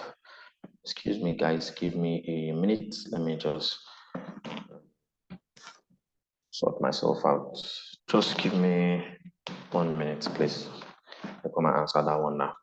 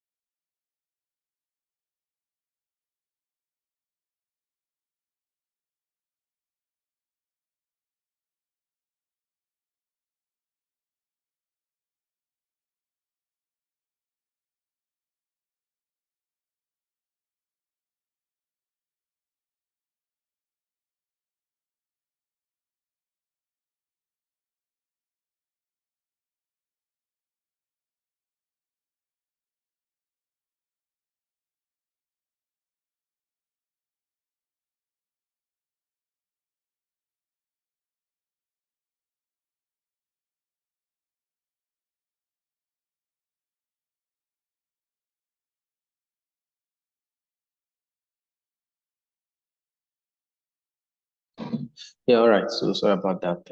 I needed to relieve myself from my bad outburst. Okay, so yeah, we've asked some very relevant questions in the fitness, you and your fitness, right? So we're now down to this place. What should be the next question that you think we should ask them that will prompt them to say something? Any? I think probably before we ask them if they prefer using the fitness app, or even after that, you can ask them if they would like to track their workout session, probably using an app or that, just to measure their progress. Okay. Okay. Okay, yeah.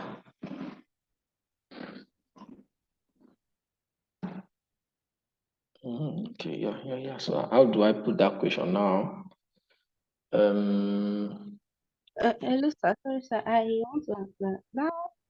Since we are talking about getting their fitness track, can't Huh? we add match to it? This previous one that says if your answer above to homework household, if your answer was homework house rather, would you prefer using a fitness app that will enable you to track your goal or whatever? So you are saying that I should just add the track your if your answer above was one workout, would you prefer using a fitness app that helps you track your progress? Yes, because I'm trying to see a sense in which we can communicate the value of the app. Okay, that's a good one. That's a good one. I think I should just add that there.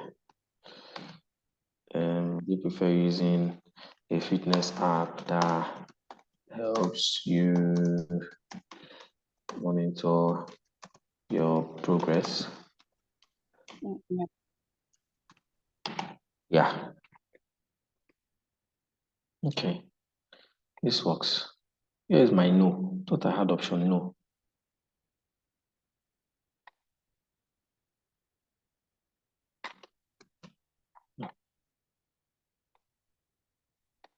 Yeah. So yeah, we had the yes, no, maybe. Yeah, I think this works. So we need one more question. Now, this question is to actually make them communicate, right? So what would you likely ask them that you think would likely make them communicate and tell you some things as it is to them? I am thinking of maybe asking them, how else do you think we can assist you in achieving your fitness goal? Okay. Okay. Any other ideas?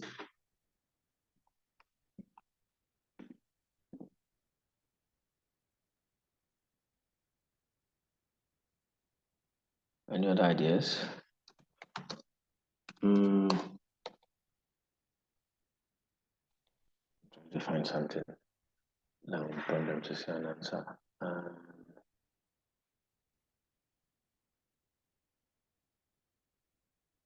I like that idea that you just wrote. I think it was that was Hadijat. I don't know. I'm not sure. Hadijat, right? I like the idea. Yeah. Okay. I'm thinking of how to put it in now so that it makes more sense. And the answer, right? So what do I say now? What do I say?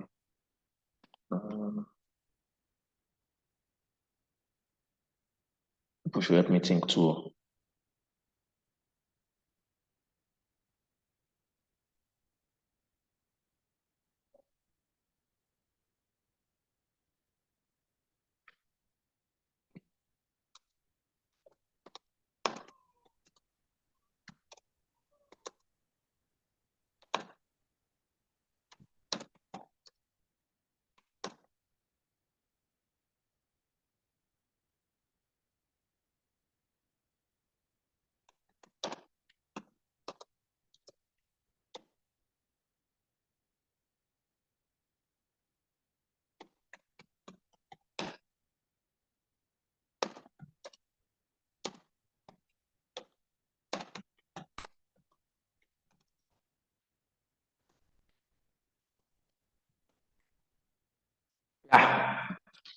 Read this. Does it make sense? What other ways do you think a workout mobile app can help you achieve your fitness goals? Does that make sense? Yes, I think it does. Because when they give us different options, at least from that options, we'll be able to pinpoint some of their challenges as well. Okay. Yeah, it's good. Any other thoughts from anybody? Anything you want us to add? If you want us to add something, say it. I'm not an embodiment of knowledge. There are things that I might not know.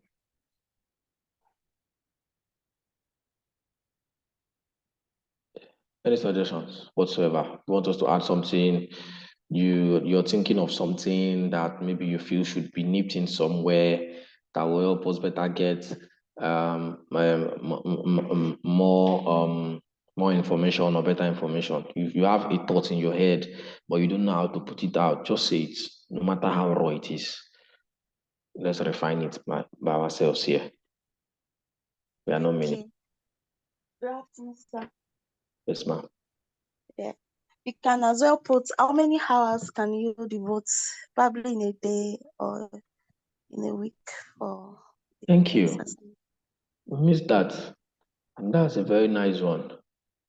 This is how, so that is supposed to even have come maybe after this, how often do you exercise, right? Or even, yeah, how often do you exercise? So that should be somewhere around there where we now ask them, how many hours would you, okay, no, let's leave that though. Let me be sure that should be there. What challenges do you face? Would you prefer workouts or gym? If you answer, what was a workout in the fitness app that helps you monitor your progress? How many hours in a day would you be willing to commit to a workout session? Okay, I'm thinking where it should come in now. If it should come in here, or if it should come in here. Yeah, after this, if your answer was home workout. Let's put it here. How many hours would you commit in a day to your workout? Now, the thing is that we are going to leave, okay, your workout, question mark, right? You see short answer, but you want to give them options, right? We can change this from short answer to, you can use drop down, you know. They just pick an option from the drop down. You can see 1 hour. You can see, should we start from ascending order? Let's go like this. Let's say 30 minutes. And then we go to 1 hour. Then we go to 2 hours. What's the maximum? Then we go to, for people that are not athletes, for just regular people who not athletes. I'm not talking of athletes here. 2 hours, 3 hours, 4 hours. 4 should be the maximum now. What are you working on that you're working more than 4 hours? Abi, am I right or wrong? Yes, you're right. It's usually like 2 to 3 hours max for like a regular person.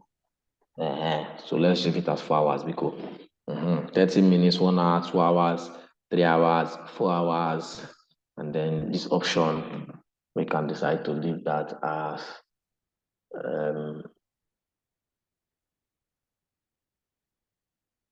but I leave that as order. So I can decide to add order there.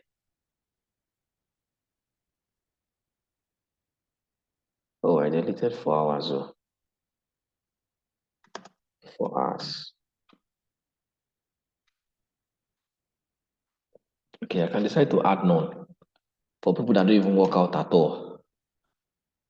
Right? and we can leave this like this. So this is a drop down.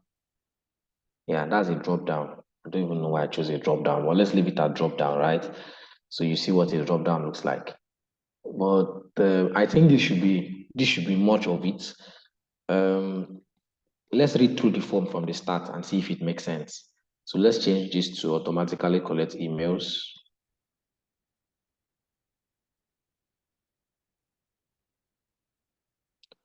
So let's leave this at that. First things first is what? The name. We now have the gender. We have the age range. Please go with me so we can see if the form actually makes sense enough. We go with name, we have gender, we have age range down to 65 and above.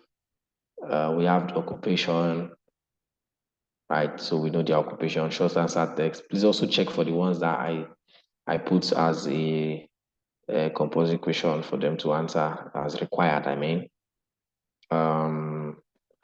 We now have how often do you exercise? For us to know how often they exercise, you can see the options there. We now have here to be how many hours would you commit in a day for your workout or to your workout, personalize it, right? And you can see the various options here, 30 minutes, 1 hour, 2 hours, 3 hours, 4 hours, and none. Right. What challenges do you face that restricts you from exercising as much as you'd want to? And then we have a tick box where they can tick their challenges. I don't think this is required, so we need to make this required. So you want them to give you the options. Now, the next question is, would you prefer home? Sorry, excuse me. Yeah. For example, what, like, in cases where we don't have, like, let's say, for example, I'm filling the form, yeah, and the option, like, for example, the option that's are there is not something that I can relate with. For example, if I don't go to gym because I love food, it's not a real option, but let's just say because I love food. So can we just add order, and so we can just put, do you understand? Okay. Because I feel like sometimes it might not, Abby. Okay. That makes sense too. Food. Yes, food is also a reason why people do not go to the gym. People that love eating a lot. Yes. Yeah. So, and it's not here. Good point. We can add that. I've added order anyways to some of them. Like this one has none. So none of the options there. This one has, aside this one, is there any other one? I think needs order. No, for now. Right, so we have this, we have order, yeah. I'm thinking how I can sneak in that food thing in here, because I think it's also a reason why people do not go to the gym. People that love food a lot, that cannot stay without eating at 12 in the night. Because by the time you start going to the gym, okay, let's add this option before I don't find it necessary. Say cannot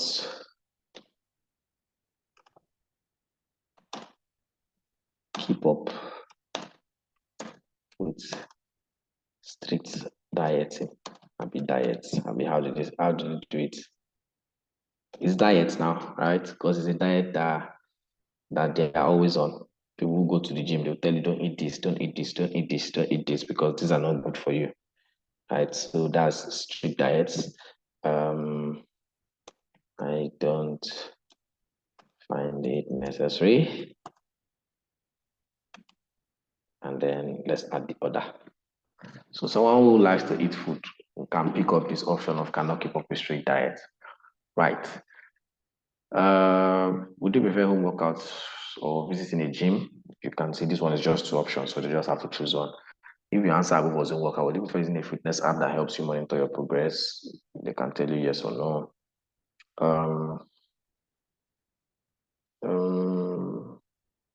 We can still add something like, have you used a fitness app before? But let's just leave that.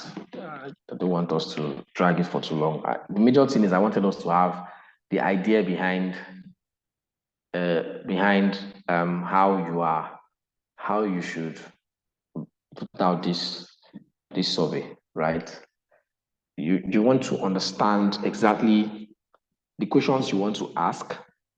One, how relevant are these questions to the problem that you want to solve? That's two. And how are these questions going to come out to the persons who are going to be filling this form? Because you need to take into consideration that these people, you're not mostly going to be seeing them physically.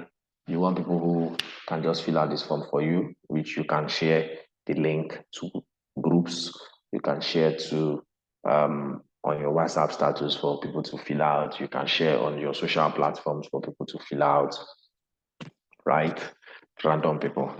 And you have these forms to know exactly what you want to do. It's just like a random group of people. And then you can now use this to inform your decision on, oh, this is what these people will likely need. These are their challenges. And I mean, this is there, but you also need to do your research, right?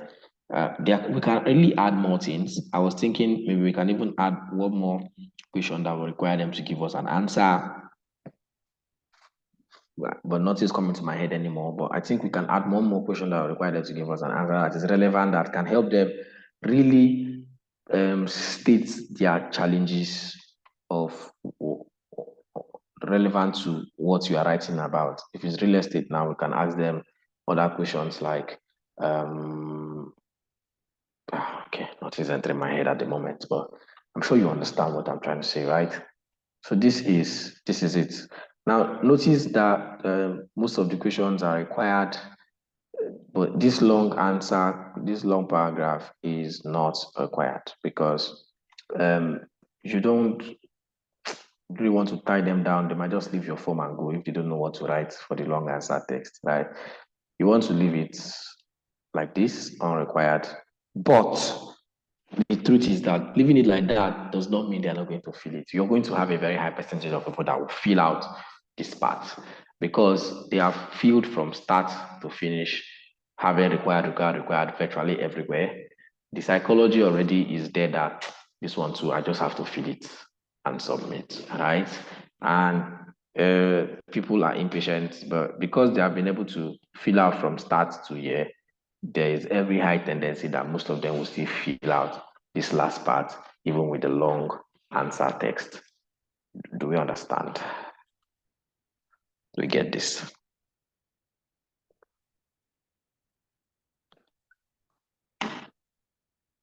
Are we there?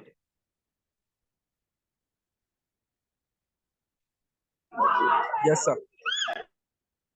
Okay, so it's most likely today we are not going to go on break, so we'll end by 4:30. This is it, right? You can edit your form to suit what you want to suit. You can edit it to look however you want to look at. You can decide to add sections. Section 1, I mean, people do some forms that are quite long with different sections. This is just an example of how you should make it look like, right? You can decide to say, okay, you want to have section 1 for this category of things, section 2 for this category of things, section 3 for this category of things. But I don't advise that your survey form should be long because people do not have that patience to do very long surveys. They would, if it's too long, they will just start giving you any kind of answer so that they can just fill it and go, right? But if your survey is short, because most times once they check out the survey, they first of all scroll from top to down, see how long it is or how short. If they see that it's short, they go back to the top and they start filling and start giving you accurate answers, right? And then from there, you can now add maybe like session for 2 paragraph text where they can be able to actually tell you how they feel. So, since you're not going to be personally interacting with them, they can as well put it down in writing about exactly how they feel, about exactly what their challenges look like. And then you can use this to now know exactly what your target market looks like and what you should be looking at trying to solve, in that market or in that space, right? From here now, you can see that you can, of course, do whatever you want to do. Add question. This is for this. You can add an image. You can add a video to this question tabs, right? Now, this is where you see your responses. Like I said earlier, this is where you can see your responses. If I share this form now and anybody replies to it, you're going to see responses here. Of course, this is the status of the form. You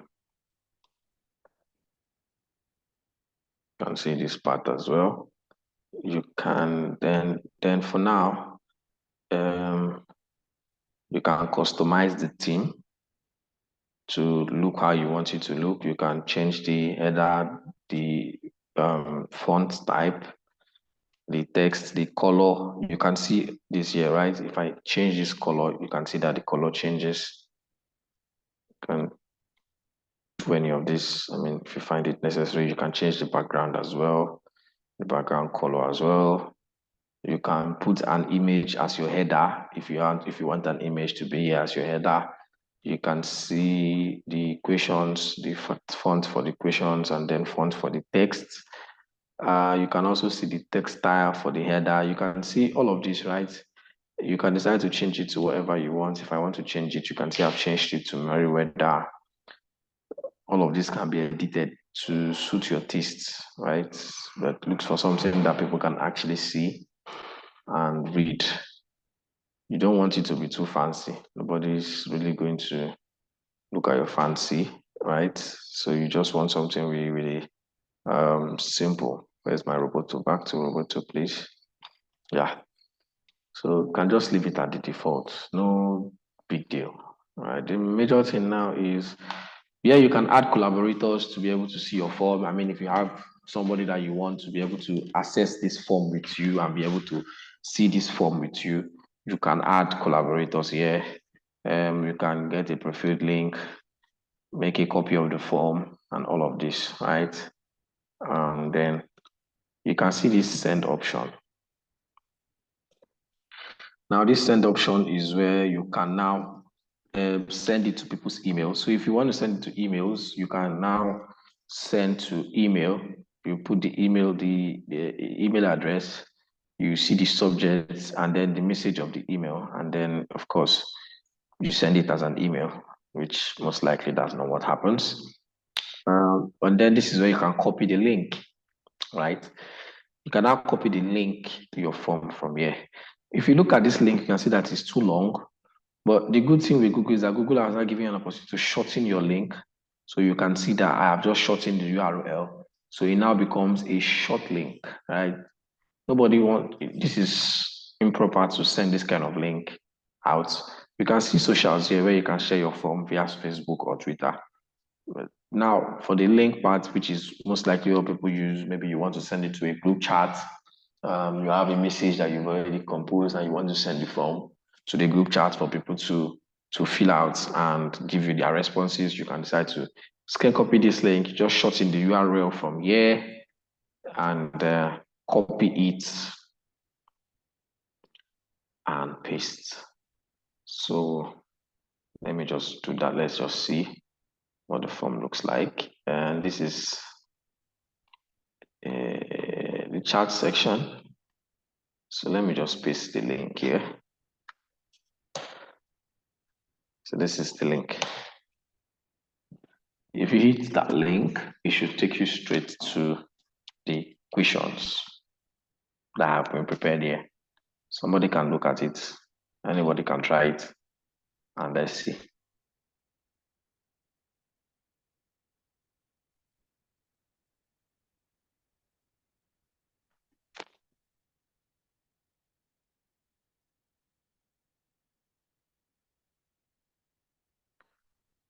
You can preview your form and how it will look like. So let's preview. This is how it's going to look like in your own email. Check it. So you can see what it looks like here. Right? You can see that place that I put a drop down where the people can choose a drop down option. And you can see the different forms. You see, even this order for this for this option gives you where people can actually tell you other reasons if none of this is applicable. And then we have this here and this here, and then the long answer text where you want them to fill up the answers, which, like I said, can be more than one, because you really want to ask them questions that is actually going to get them talking, right? So this is how the form will most likely look like. That's a preview. Then this is the form. Is there any question so far?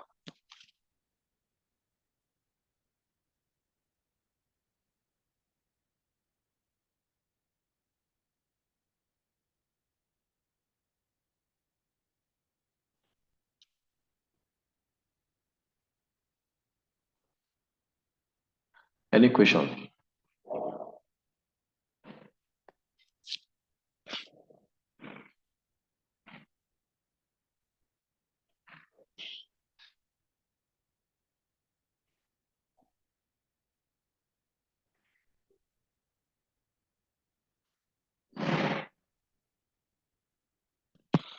What is answering?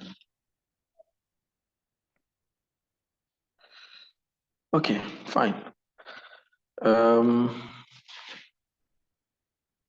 Let's do a classwork. Do a classwork.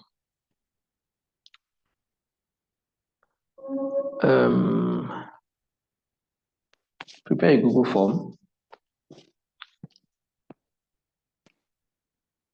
for, you're trying to get information for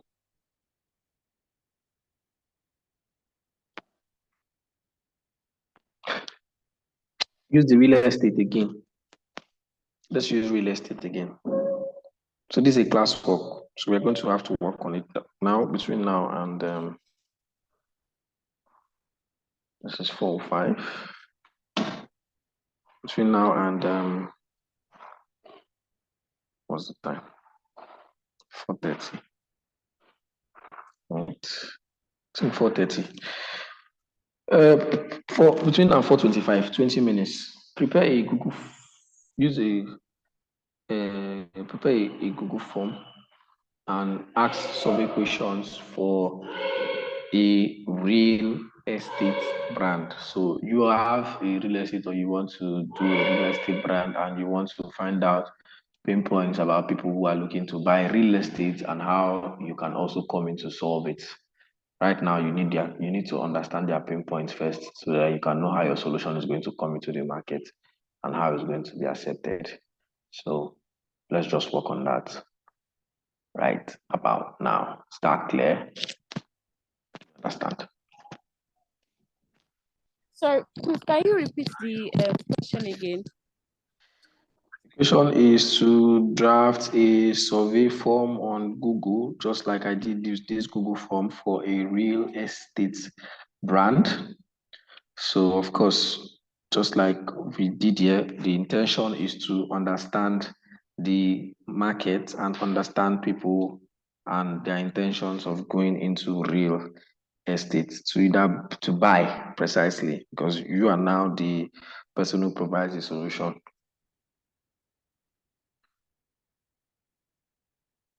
So just like we did for this app, to know how people's behavior and what they most likely would do with their workouts and their fitness. That's how you should also do yours, to find out what people will do with real estate, with their money and their resources to get into real estate, and what they will prefer.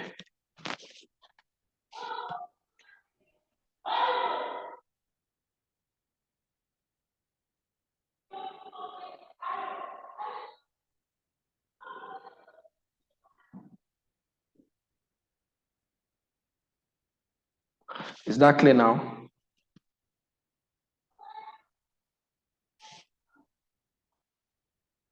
Is that clear now? Who asked? Bisola? I think it was Bisola that asked that question. Yes, it's clear. All right, fine. You guys have the the time to do it. You can start working on it.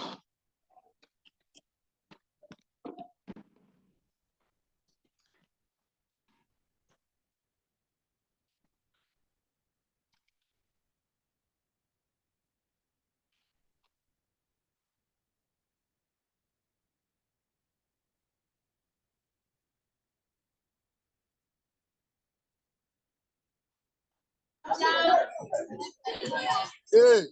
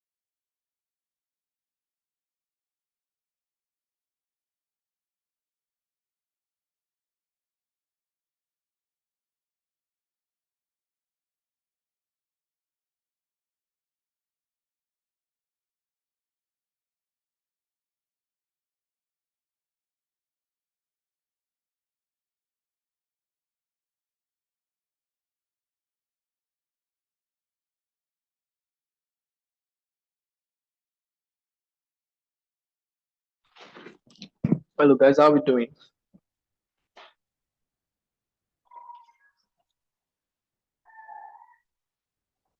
I guess we are good. You guess. Hello, we are good. Welcome. You guys doing the assignments done? Classwork? Anybody done? Or you're still working on it? Who don't I'm finish? done. You I'm are done. done. Yes. Still working on it. I'm done. I'm done.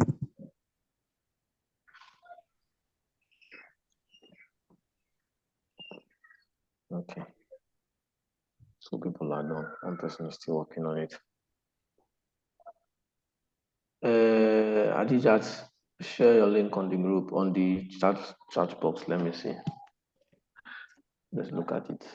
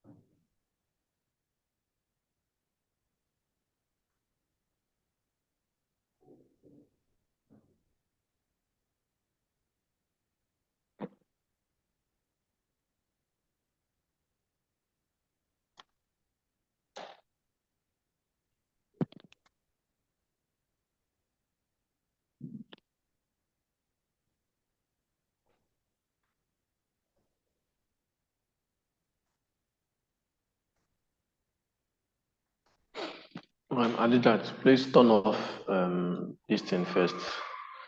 Turn off automatic collection of forms. Let me see what you did. I don't want you to collect my email.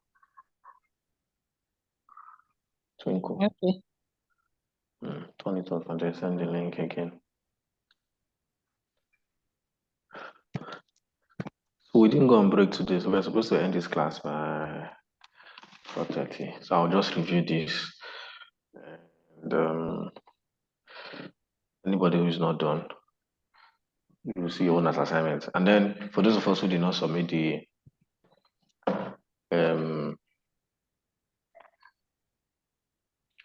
for those of us who did not submit the what they call it, the buyer personnel, right?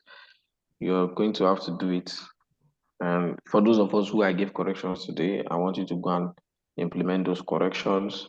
Look at the ones I showed us, and then try to see how you can work on your own to look somewhat like that. I didn't share the other one, the ones I let me share it now. Share it to the admin now so that she can share it to you guys.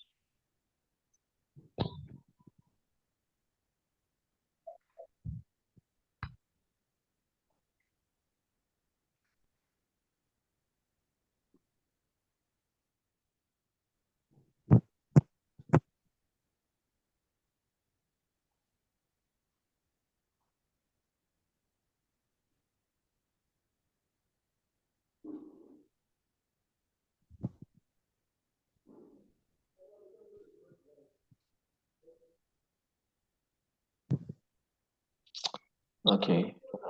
So teacher, let's just look at your own really quickly.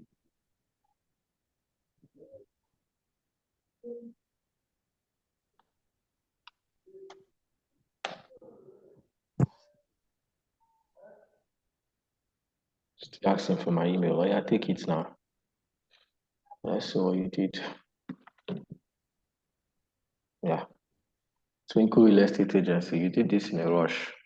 There's no description. This you added. You gave it a section, but your section is not titled. Did you preview?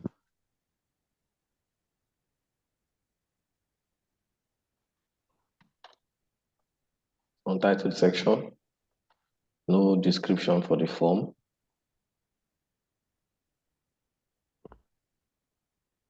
Name.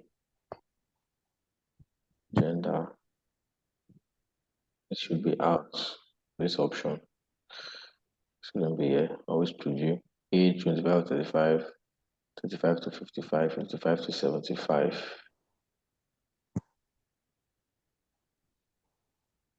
Occupation.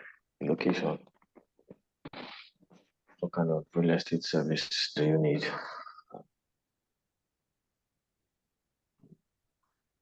Which location would you prefer? What challenges have you been facing regarding real estate services from others? How best can we assist in addressing these challenges? State any additional recommendations you would like to give in serving you better.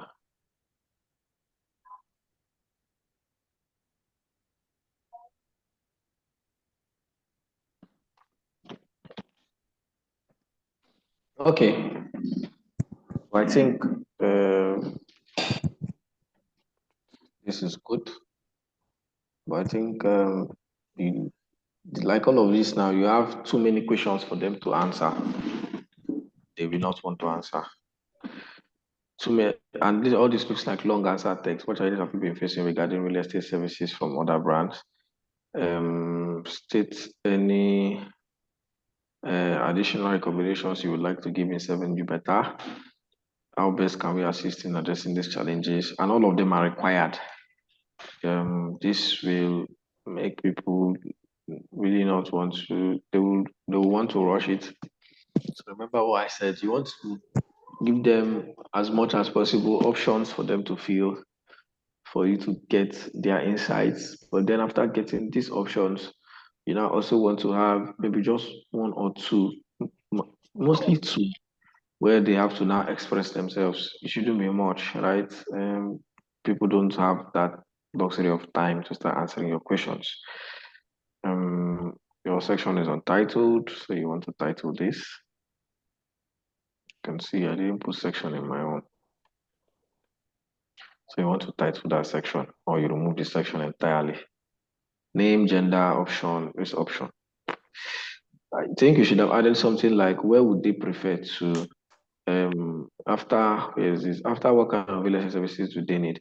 The next thing I think you should have added should be, where would they prefer to get their real estate service? Is it an urban area? Is it a rural area? Is it urban rural? Is it rural urban? Or you just put, is it town, city? I don't know. However, you can do that. That makes sense. Because some people like rural areas. Some people want to buy land to just go and chill somewhere very, very quiet where they are going to hide. Why some people want to stay in the city where it is loud. So there's a difference. You want to be able to look at these things and put all those things into consideration as well. And what else?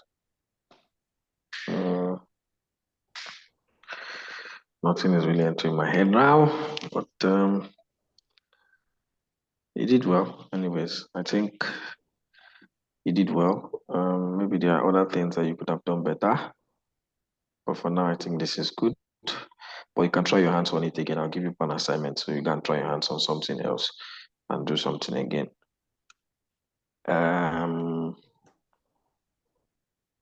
This is for this one.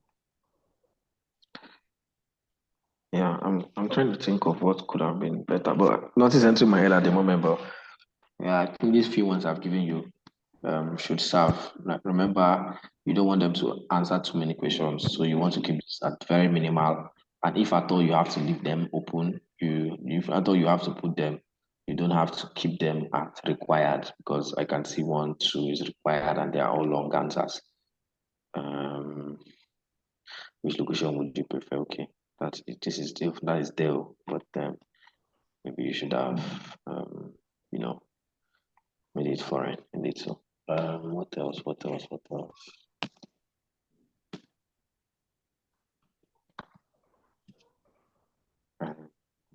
Yeah. So before asking this question, what challenges would you that you have been facing regarding real estate services from other brands? You should have indicated where you wanted to ask them if they have used other real estate services before, because some of them might not have used before. This giving them a long answer, you just see things like no, which defeats the or none, which defeats the aim of this question. So sometimes you see that, like before my feed, you can see that some questions were leading to other questions, so that it's easier for them to process and answer other brands. So first things first, I think I want us to also understand one thing, right? If we want to push out a survey, okay, it's okay, Sha. It's okay. I think it's okay. I want to say something, but I just found that it doesn't matter.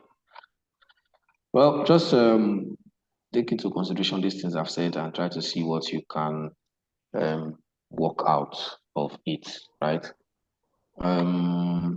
This is 4:43. Can I be able to check everybody's form at this moment?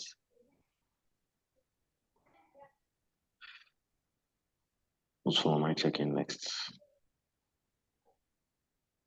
Let me check Bisola. I think that's the one I can see next.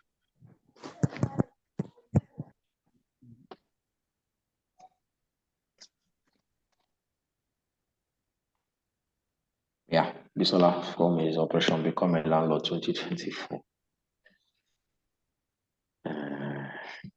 Sounds funny.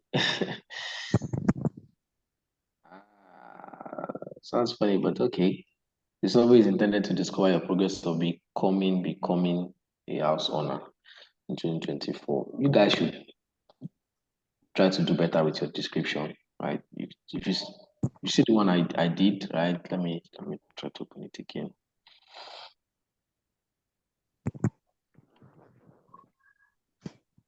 You see the one I did, it was off the top of my head, but it was still really, really cool to read out. Where is it?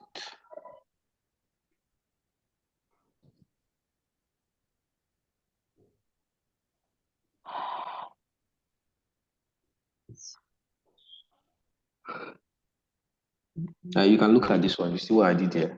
It's off the top of my head, but you see how explanatory it is, so that they understand and also know exactly.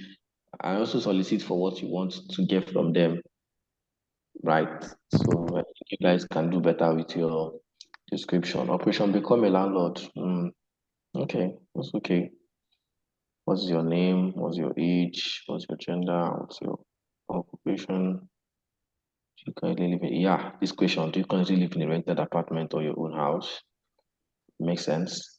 If you currently live in a rented apartment, do you see yourself getting your own house in 2024? If no, why do you see yourself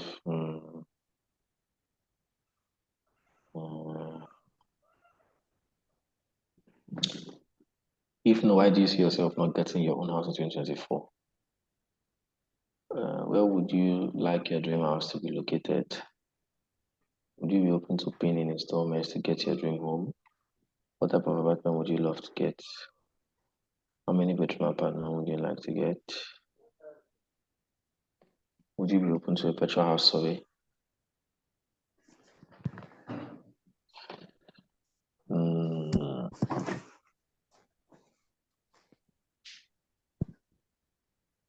Okay, at the point I thought this question was similar to like badgering. Like the question was coming off somehow in my head, but I'll be taking a second look at it. I might change my mind. Do you currently live in a rented apartment or your own house? And the next thing that followed was, if you currently live in a rented apartment, do you see yourself getting your own house in 2024? Okay, for optimistic answer. If no, why do you see yourself not getting your own house in 2024? Okay, okay. Money, loans, wala. Unavailability of location wanted, lack of knowledge of what to look out for in a buying house. Yes, I'm rushing this thing now. Maybe I'll have to look at them. I'll have to be a little chill and look at them maybe later. Maybe I will be able to analyze it better. So, what type of apartment would you love to get, and how many bedroom apartment would you like to get? What's the difference here? Sounds to me like you just splitted the apartments into different types. So let me understand. Whose survey is this? Please, can you explain this to me? Okay, so for duplex here, duplex are usually like just one person, like how would I put it? For example, I want to have a house, yes, and it's just going to be me as a duplex, you understand? But for Yeah. example, we have studio, you have to share with other people. There are other apartments there. Do you understand? Yes, condo, you have to share with other people. So it's like, for example, the place I stay now, we have like 2-bedroom apartments. We are the only one here in the whole compound. We are not sharing with anybody. Unlike other people that want to share with other people. So the one you're staying in is called what? Condo? No, that's like a duplex, 2-bedroom duplex. I don't know. I think that's what it is, Sha. I think the duplex I know that I used to know is a duplex. I know that is a house with maybe a one-story building that is occupied by one person. Yes, right? yes. Okay. But you can have different bedroom apartment, different bedrooms. Some people can make it 3, some people can make it 4. Depends. That's what I'm asking, because we have here duplex, and then it now came down to how many bedroom would you like to be? Okay. Yeah. That's fine. It's okay. Would you be open to virtual house survey? Virtual house survey or virtual house tour? What should that be? It can be a tour or a survey, because they call it survey, Nabi. Like just to look at apartments, because some people don't have time. Some people don't have time to. Okay, inspection. Yes, I think that's the right word. Inspection, house inspection.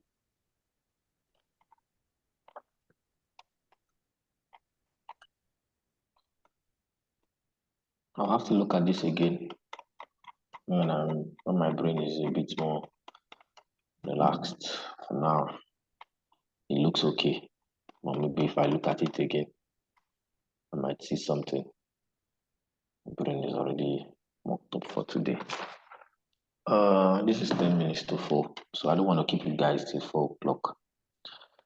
So for the rest of us who have not seen our classwork, sorry about that. Who did I not see? Who did I see today? Adijat and Bisola, Kurede and Babatunde and Joseph. Kurede, Babatunde and Joseph. I would have a look at it. Let me just copy the link and save it first.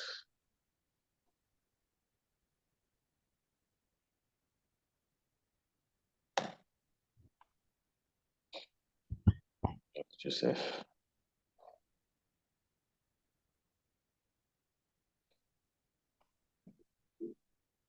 Kurede.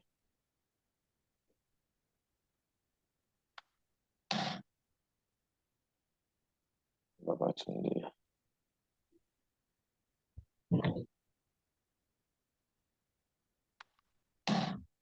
So Kurede, Babatunde and Joseph, I'll look at your forms later, and I'll still look at it in our next class and see what you have done. I'm very sure maybe by then you must have gone to do some edits and make it look more foreign. You guys are going to have to do another form again. You have to practice another one over the weekend. And you also have to do another bias personnel for me. So for those of us who already have corrections for the buyer personnel, do your corrections. I want to see it. That was for real estate. Most of you are doing real estate, so I want to see real estate. And then I want to see a buyer personnel again for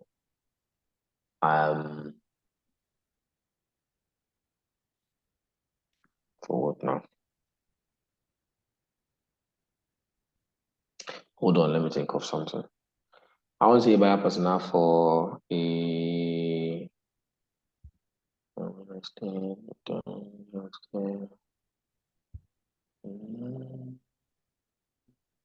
what's popular? Fashion before.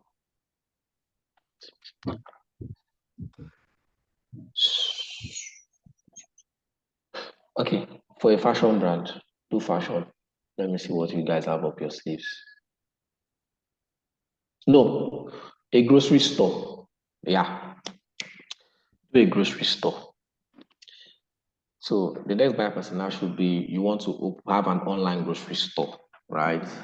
And you want to do a buyer personnel for your target market for an online grocery store. So that should be the next one, and that will be submitted on our next class when it start Monday or so. Then, excuse me. The next assignment will be I've talked about buyer personnel, and then the next one you're going to do another survey for those of us who have done. You still do another survey and add to this one. Do a survey this time around. Take your time to do it. Think of the right questions you want to ask that are going to be really relevant to these people, and do a survey for an online education app for children. Yes, let's do that. Now I want you to take your time and do this one. It's quite critical. It's now an online education app for kids, right? So you want to be asking their parents these questions, and you want to be very thorough with the kind of questions you want to ask the parents so you can understand how best this app can work for both the parents and the teachers. Yes, the teachers as well of these kids, right? So 2 assignments, buyer personnel for a what did I call a grocery store, an online grocery store, and then a survey to understand how you're going to build an online education app for kids, for children, and that determine the age. I think it should not be more than children who are above 15. So whatever you're doing, just know that the children are not going to be above 15 years old, 15 or 14, as the case might be. So those are the 2 things you're going to do for me. Is that clear? Is that understood? Any challenge? Sorry, excuse me. The survey, is it going to be targeted at the parents or the teachers of the kids? The both.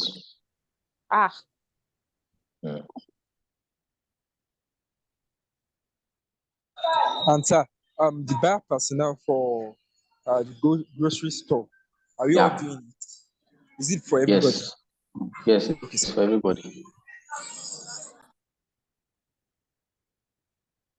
Okay, sir. Thank you. Yep, you're welcome. So I'm dropping the attendance link right now, so you guys can fill the attendance. I mean, for those of us who are in class, because you guys right.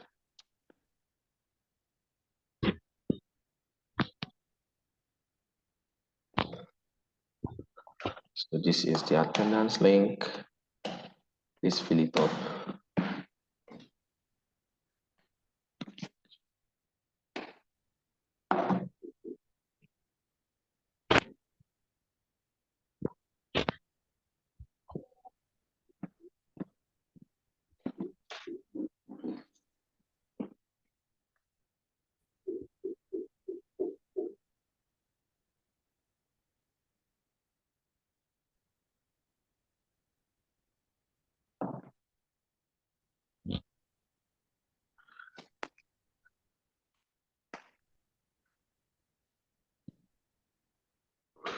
Does anybody have any other question?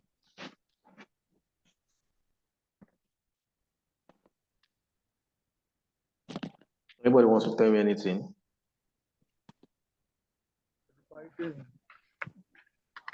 Sorry. Okay. So have you reviewed this form? Which one? Who's that? This one that this is Babatunde. I just go back inside the group now. Okay. No, I said I was going to review it, and I'll review it in our class on our next class. And I just gave another assignment. 3 of the assignments I just gave Abby. No, I didn't have the assignment.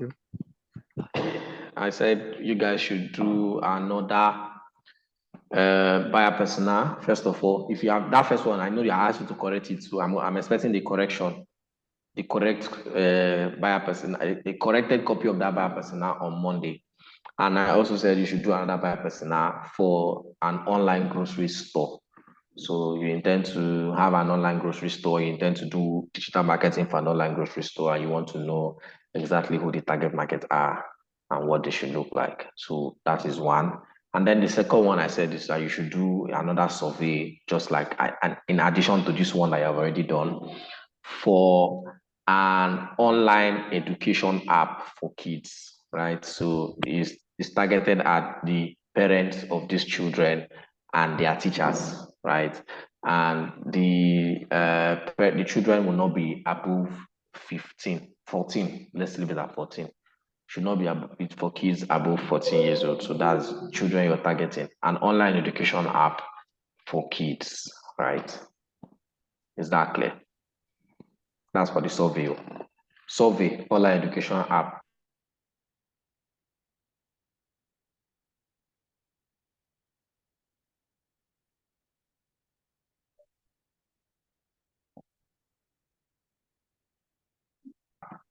Right? Buyer persona, online grocery store equation.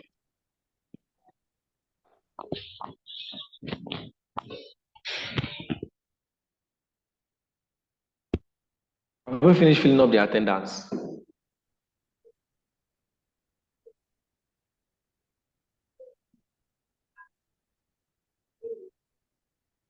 Hello, can you guys hear me? Are we done filling the attendance?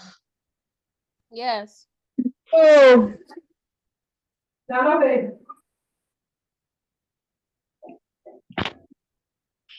All right. I think we've heard the assignments. We've also heard, we know the assignment now. We also know what we're expected to do. So that's going to be the end of today's class. I'll see you guys in our next class on Monday. Yeah, that should be Monday. Right? What's this again?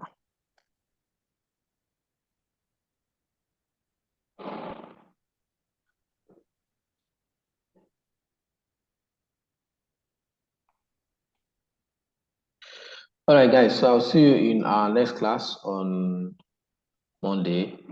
Do enjoy yourself and have a very lovely weekend ahead. Thank you for your time. You too. Yeah, thank you for your time today and thank you for paying attention. Please do the assignment. I'll review those who I could not review their classwork today on Monday. And after the review, we can now take off to the next thing that we need to discuss, right? Yourselves.